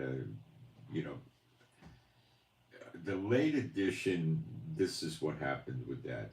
They had the results from all the different horse tracks they had in New York area, which was probably about 3, and they would run the races, and they would give you the race results, and the races were usually in the evening. So after the races were over, they published the results because people were betting with bookies and stuff like that. They didn't have off-track betting. So the clothes were good, the food was great. You didn't have all the poison antibiotics and the GMO and the bad sprays on the food. Frozen food was just coming into its own. They did have canned food and jarred food.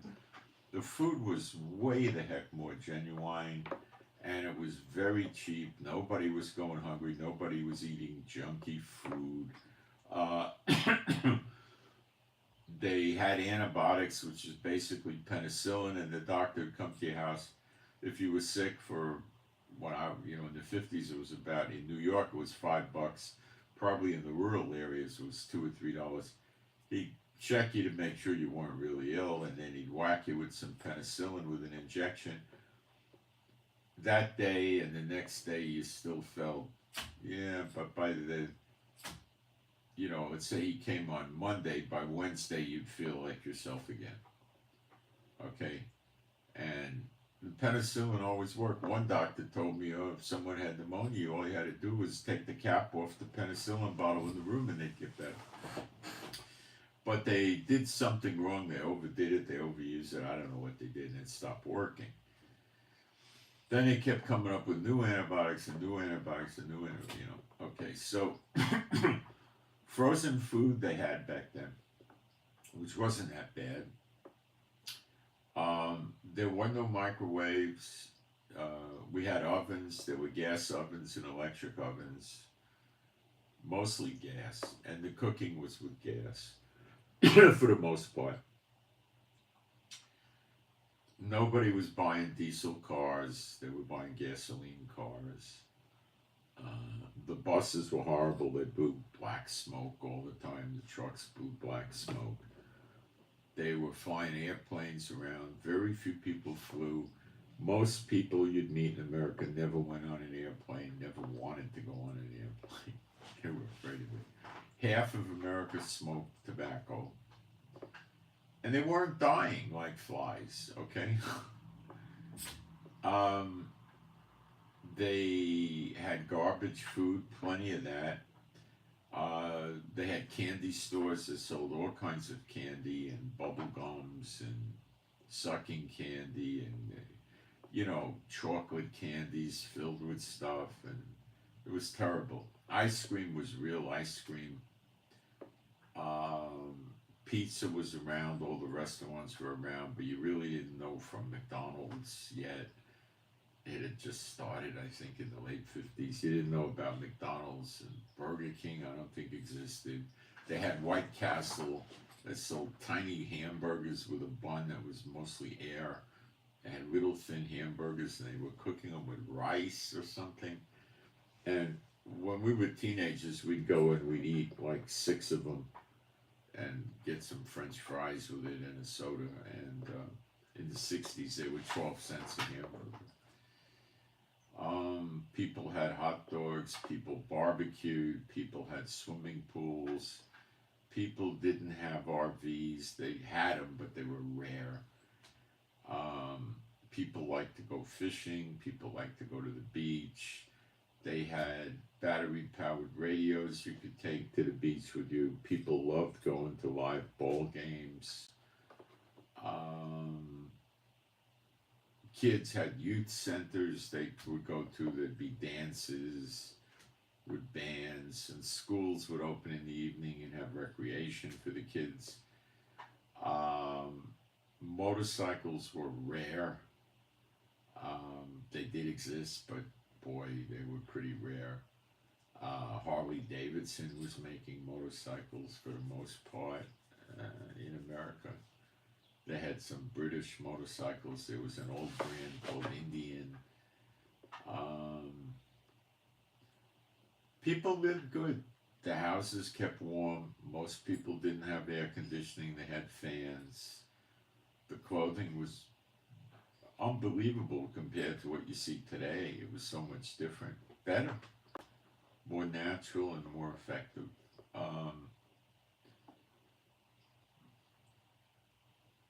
We had telephones, which were landlines, so there was no cell phone activity or anything like that,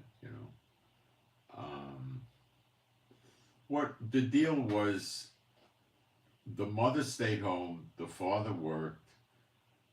The mother was home when the kids come home from school, so they didn't come home from school and start playing murder games and car stealing games on the computers. And they came home, they got a snack. They usually were told to do their homework. When they're finished with the homework, they go out and play. The schools were really teaching people. Yeah, they were teaching demonic propaganda to them, but they were teaching. And the kids would go play, and then they'd come home, and the families would normally have dinner together. This was the norm in America, from California to New York. Mom would get the food ready for the evening meal, the dinner, waited for Dad to come home from work. Dad would usually change his clothes. Everybody would sit down together, and they'd have family time and eat the meal. and food was very affordable. So they'd have chicken, steak, or whatever the people wanted to eat, fish, or however they wanted to do it, you know. And it wasn't such a big deal, but it was starting for the family to gather and watch TV together. And that was the beginning of the end. That was it. Because then they started molding the people. When they had the radio, you know, you want to have a good experience, go back into YouTube and look for, oh, Philip Marlowe, detective on the radio. And listen to some of the radio shows. I'm telling you, you'll be shocked. First of all, they were entertaining, okay? And they were very talented, the people that did this, because there was no visual. They were trying to get you engrossed into the plot. These are clean, really. I mean, they're not godly, but they're not, you know, they have smoking and tobacco and murder, but they're not, you know, like what you see today, anything like that. And they get the people engrossed into the plot just using their voices and special effects, which are audio only, you know. And you used to see this type of lifestyle reflected in television, like Father Knows Best, Leave It to Beaver, Dennis the Menace.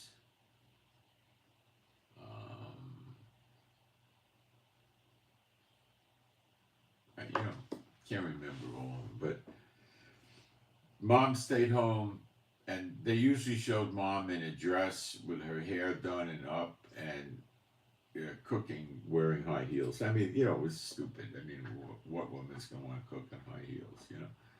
But it was the same, you know, thing. The family got together at breakfast, and they got together in the evening, and they talked, and they wanted to know how the kids were doing at school, you know. All this is out the window. Mom works, Dad works.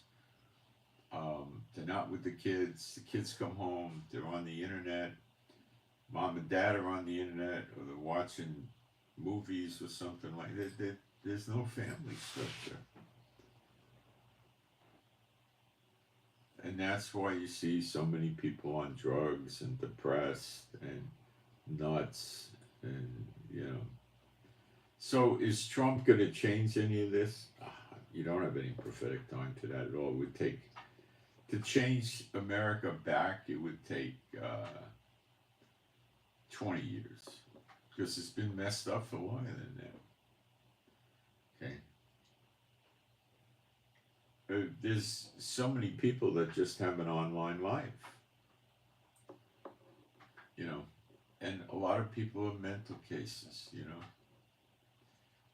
And I never, when I was, you know, in the 50s and 60s, we didn't hear about people with PTSD and ADHD, or whatever they call attention deficit disorder, and, you know, there was no Prozac or Zoloft or anything like that.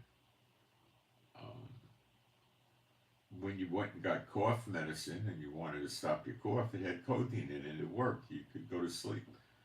Now you can't buy codeine in it. They had antihistamines you could get that would actually stop your nose from running. Yeah, they made you tired, you know, but they stopped it. You know, you want to go to the doctor, you generally just dropped in his office, and maybe you had to wait a few minutes. You didn't wait 3 hours or anything. I never hear that. And the doctor would take care of you. People didn't always have health insurance back then. Many people never had it. It was a few bucks to go to the doctor, and then the medicine was a few bucks. And if you went to the hospital, and, you know, they had to do an appendectomy, so maybe it would cost you $200, $300, $400 when you got done, and you'd pay it off or something like that, you know. So it was a whole different country. Streets were saved, houses were saved. Nobody got carjacked. You never heard of that. Didn't exist. The economy was solid. You had silverback money. Um, People used to invest their money in stocks for the dividends. People would like buy AT&T stock that would declare a dividend every 3 months, and they'd get money. You don't hear about that anymore. What companies are giving dividends is pretty rare. Um,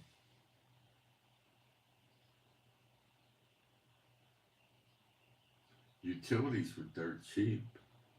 I mean, you get electric bills, like $2 a month or something like that. A buck even. I don't know, nothing. And people didn't have credit cards to speak of. People were writing checks. You went to a store and you showed them your driver's license, which was not a photo ID, and you wrote a check. You had to have a bank check, or even they'd give you blank checks and you'd fill out, write the name of the bank. And you give them a check. So you paid your bills with checks, and the checks took about a week to clear, sometimes more if it was an out-of-state check. So um, it was a completely different life, let me tell you. And it wasn't so great. It was good, but it wasn't, you know, that good. But it changed so much to do the analysis is very difficult. America didn't have such peace. I remember being a small child and I'd be walking around with my mother and we'd hear a siren and she'd say, come, we got to get inside a store. When you hear the siren, you have to get off the street. See, we had air raid sirens. Then when I was in grade school, they'd do the same thing and they would tell us to crouch down under our desk and close your eyes and don't look towards the window. They were telling us because the flash of a nuclear bomb or an atomic bomb, they called them, would blind your eyes if you looked at it. And so this is all cock and bull stories they were giving us, but it scared the public into trusting the government, to protect us, right? And that's what they were doing. Everybody thought the government was rah-rah, siskumba, the greatest in the world in America. And nobody was worried that much between Democrats and Republicans. And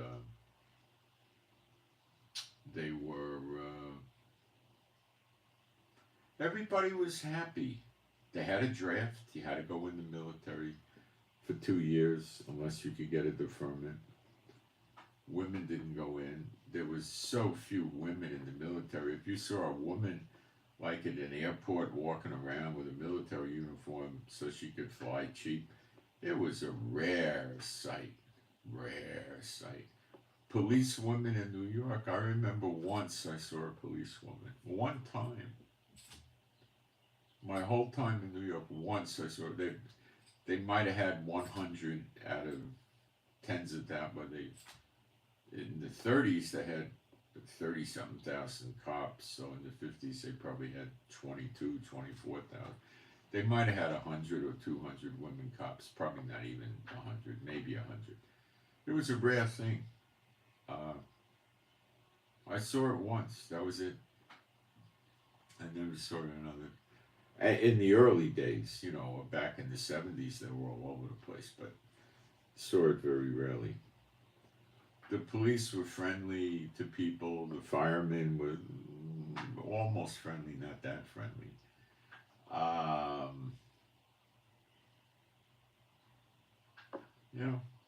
It was neighbors in New York in the apartments. They'd all talk to each other pretty much.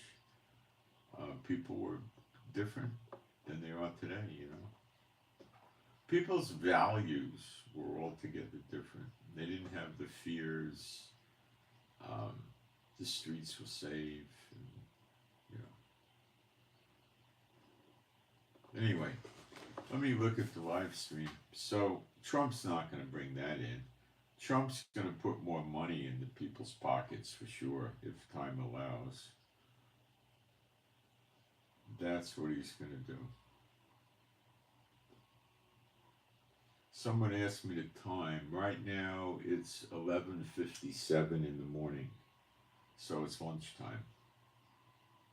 I grew up in New York City. No, I'm in Israel. I'm just talking about New York City. Amsterdam, hey, be vegan. Right now I'm carnivore. Marty Robbins, no idea who that is.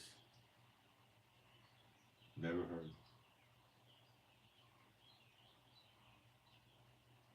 My name is not Marty Robbins. I'm not Marty Robbins. I don't know what it is. Um, Apparently you're Kohanim. Okay. Nobody likes the truth. Boy, ain't that true. Not nobody, but a lot of people don't like it. Let me see if I left stuff out from my notes here. Uh,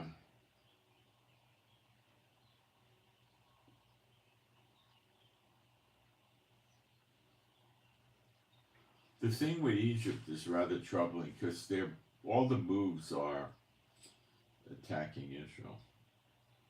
Keep us out of Gaza or something.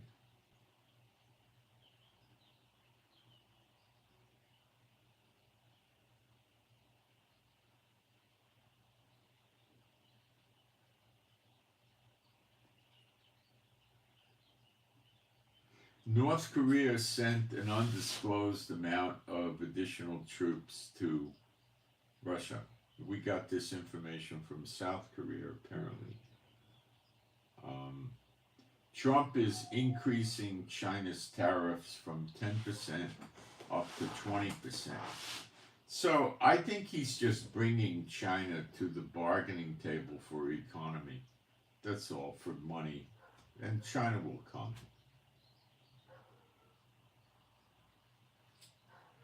Um,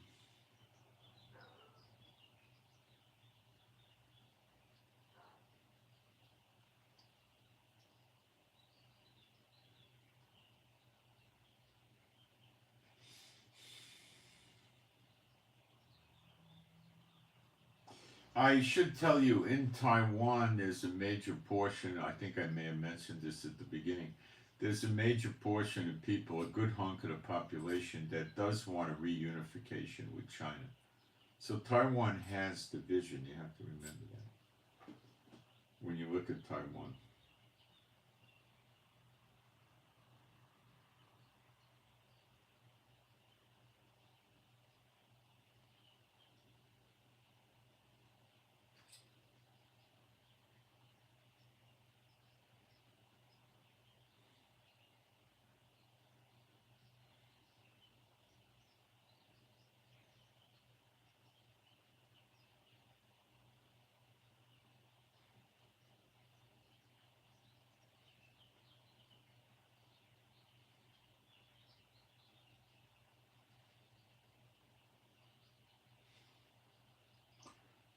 So Russia doesn't know what to do right now with Trump except push the war. They call it prosecute the war. And that's what Putin says he's going to do, keep fighting. But now he's bringing Belarus in, and Belarus has a substantial military. So I imagine that North Korea sending troops to Russia. Putin's probably going to put, let's see how many soldiers Belarus has. It's not going to be hard to look up.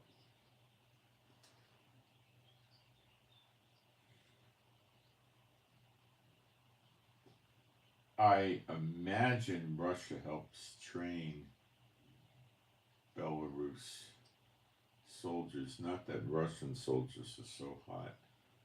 Um,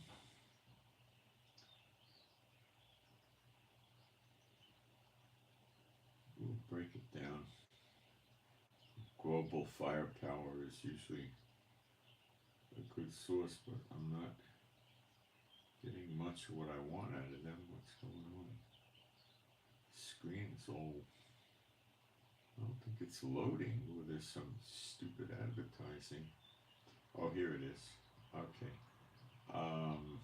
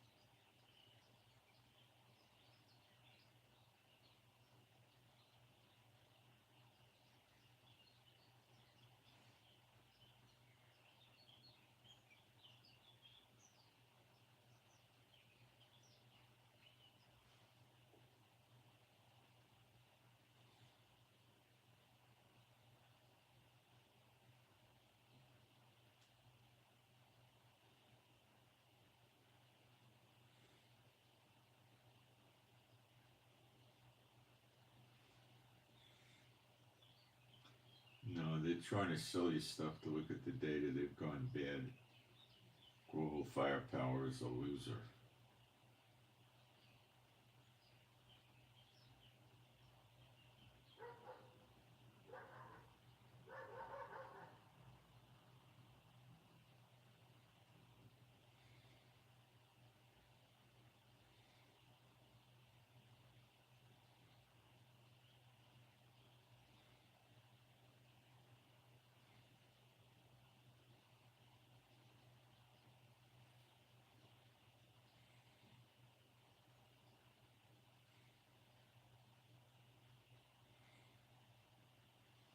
Well, let's see what Wikipedia says about the military. Belarus might be worth reading. Let's see.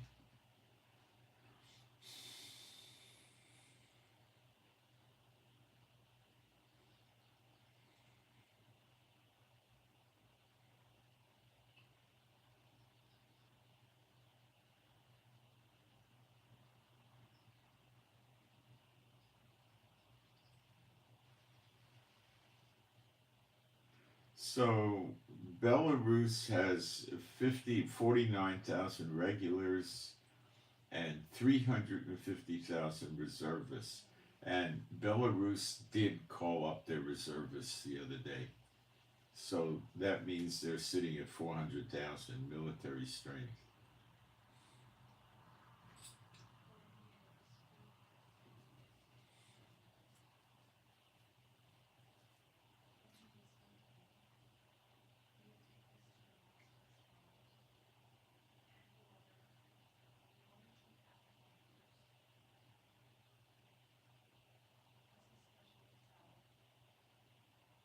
I don't think their aircraft are worth anything. Let me check for tanks and aircraft.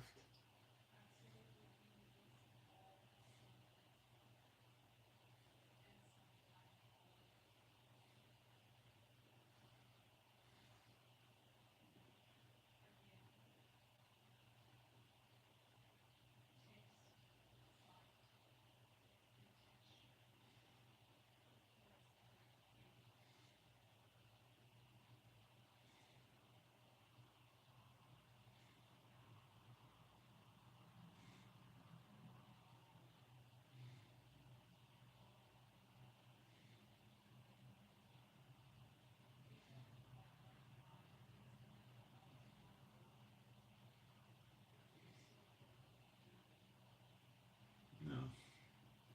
It's very hard getting any reliable information about this stuff.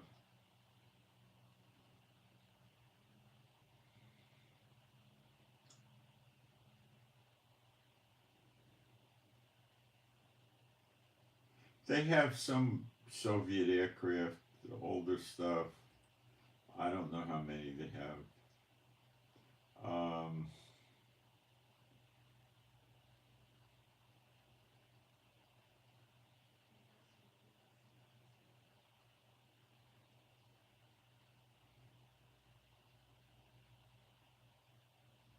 No, I'm having trouble getting any good information. They got old Soviet tanks and stuff, but it's a threat. They're right on the border, okay? So, Putin could easily pick up 100,000 extra soldiers there. He could move his forces in from Kaliningrad, but they'd have to cross over, I think, through Belarus.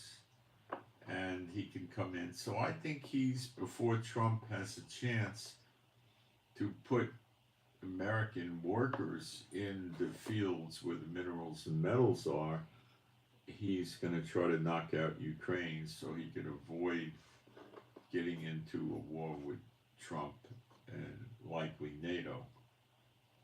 That's what it looks like to me. I don't believe he's going to attack the Nordic countries or the Baltic or anything like that. I don't think he's going to attack Poland so quickly. I think he's going to be more inclined to just busting up Ukraine, and then they can bring in all the weapons they can. His thinking would be after he knocks off Ukraine and occupies it, then he can go start picking off NATO countries one by one.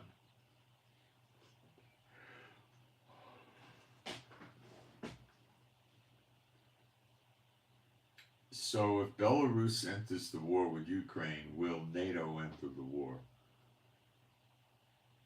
Number one, Trump won't.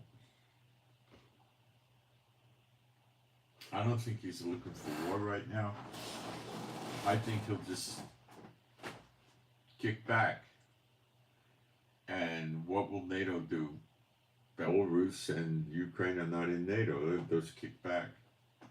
And then Putin could win Ukraine. NATO's rather gutless. I don't think they're aggressive enough. Now, on the other hand, Trump may be saying, wait a minute, I'm losing lots of money on my mineral deal. Let's test Putin's temperament and see if he's up to the task and push back. I don't know.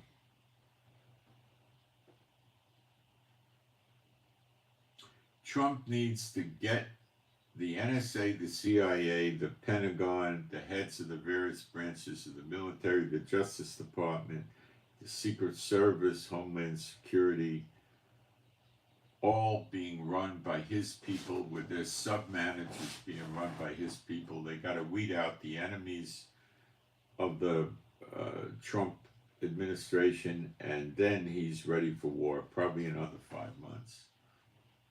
And right now he's not. And he's got to do something about the sleeper agents.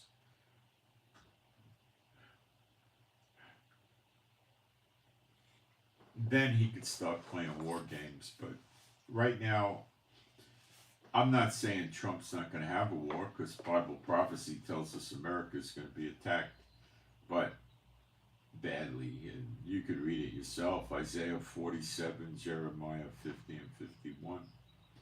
You could read it yourself. But that's what I think. Trump's not going to, if he gets attacked, he'll fight. But I think he's just looking for easy marks right now.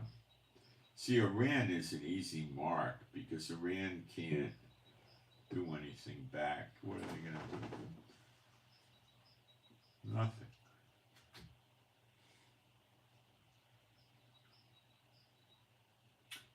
All eyes on Syria. That's developing very interestingly. And I think we're going to see Damascus be a runa seat pretty quick. Israel's not in Damascus. We're almost at Damascus. We're a few miles away, so we won't be affected. Basically, guys, that's about what I got. So I know I've been working heavy on the end times news. I'm well aware of that.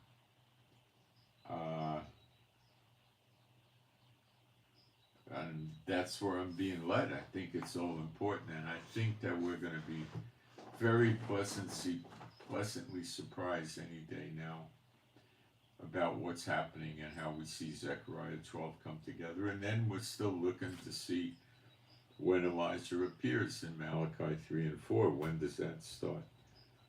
You know, likely before Zechariah 12, but maybe not. But maybe yes.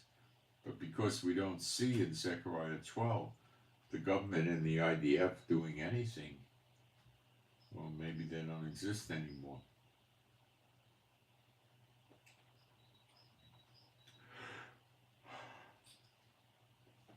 I don't know. We still see America do bad things to Israel. Maybe the bad things being done to Israel is not being done by Trump. Maybe the bad ones in America are just too revoltingly sick over Trump trying to help the poor people, the regular working man. And it's so revolting to them, and it would be to the Satan bots, that they get rid of them. What the Satan bots ultimately want is they would be royalty immune from the law, so they could kill you if they wanted to, and everybody else would be a servant to them. Slavery would be the desired choice for them.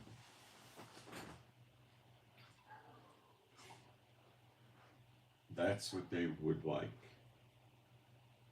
And they like being in royal families because that gets them there. no taxes, no law for them, you know, royal status, you know, that's what they want.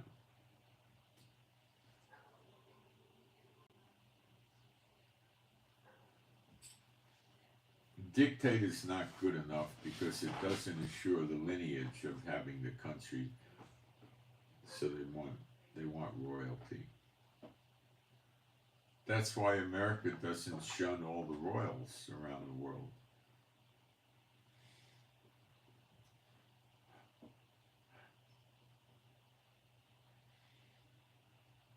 Trump might not be around. They may get rid of Trump.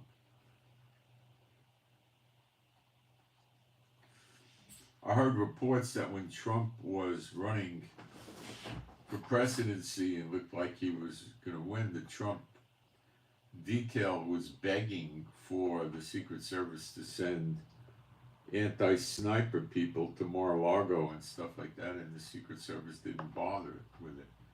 See, Trump knows they were trying to get him killed when the bullet hit him in the ear. He knows that. And he knows he almost spent his life in jail with those cases. I believe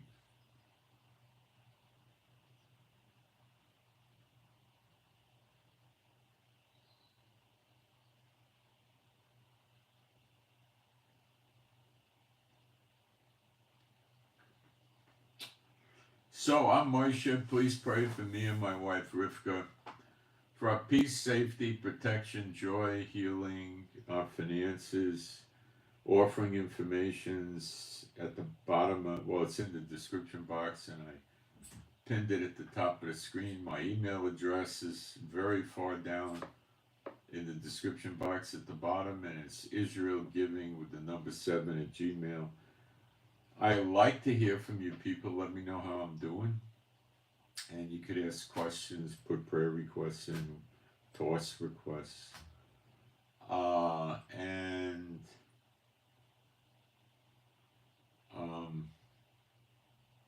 don't be afraid to communicate. And what else? So pray I get better videos.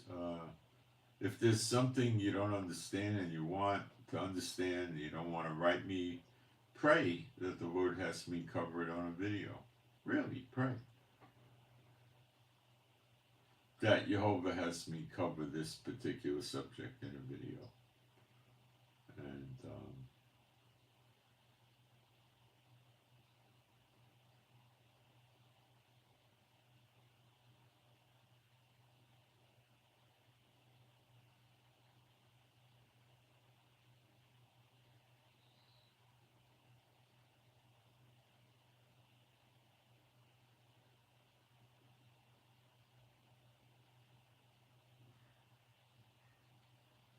what else?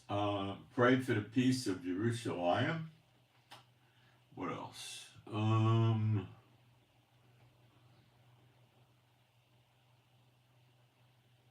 Pray we get more insights as to when Elijah starts working and when Apostle John starts working and when Zechariah 12 comes into its fullness.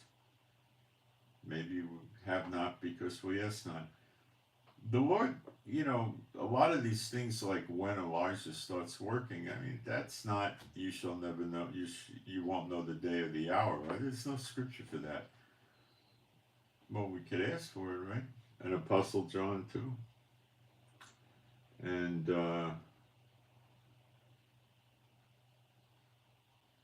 what else? What else? What else? Could ask the Lord what happens next. Remember, the Middle East is really going to determine end times more so than the rest of the countries around the world. But the rest of the countries around the world are going to give you an idea of where you are at. So it's also important. But things happen so fast and so much every day, it's overwhelming. So, you know, should I just go do Bible studies and ignore what's happening? And no, I don't think so, because we're supposed to watch. So, you know, Give me feedback. Let me know. Let me know. And what else? What else? What else? The Iranians are scared. They go to sleep at night worried. The Iranians are trying to bluff everybody. Oh, we're so tough if anybody starts up with a... In the Bible, they get devastated so bad in Jeremiah 49 that all the people leave.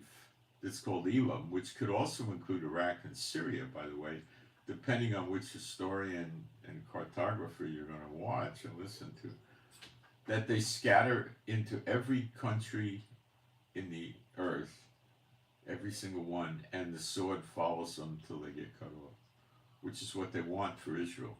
Leave Israel, and then we'll hunt all you Saturday people down. And it happens to them. Reap what you sow. And Yemen just gets, it's Edom in Jeremiah 49. It just gets destroyed. And the way those two character countries, Iran and Yemen, are provoking everybody, it's obvious. Now it says Elam gets destroyed by her enemies in the plural. So it's not just Israel. So it's starting to look like Israel and America join attack. Maybe more will join in. I don't know. If they want to surprise attack Iran, hit during Ramadan, right?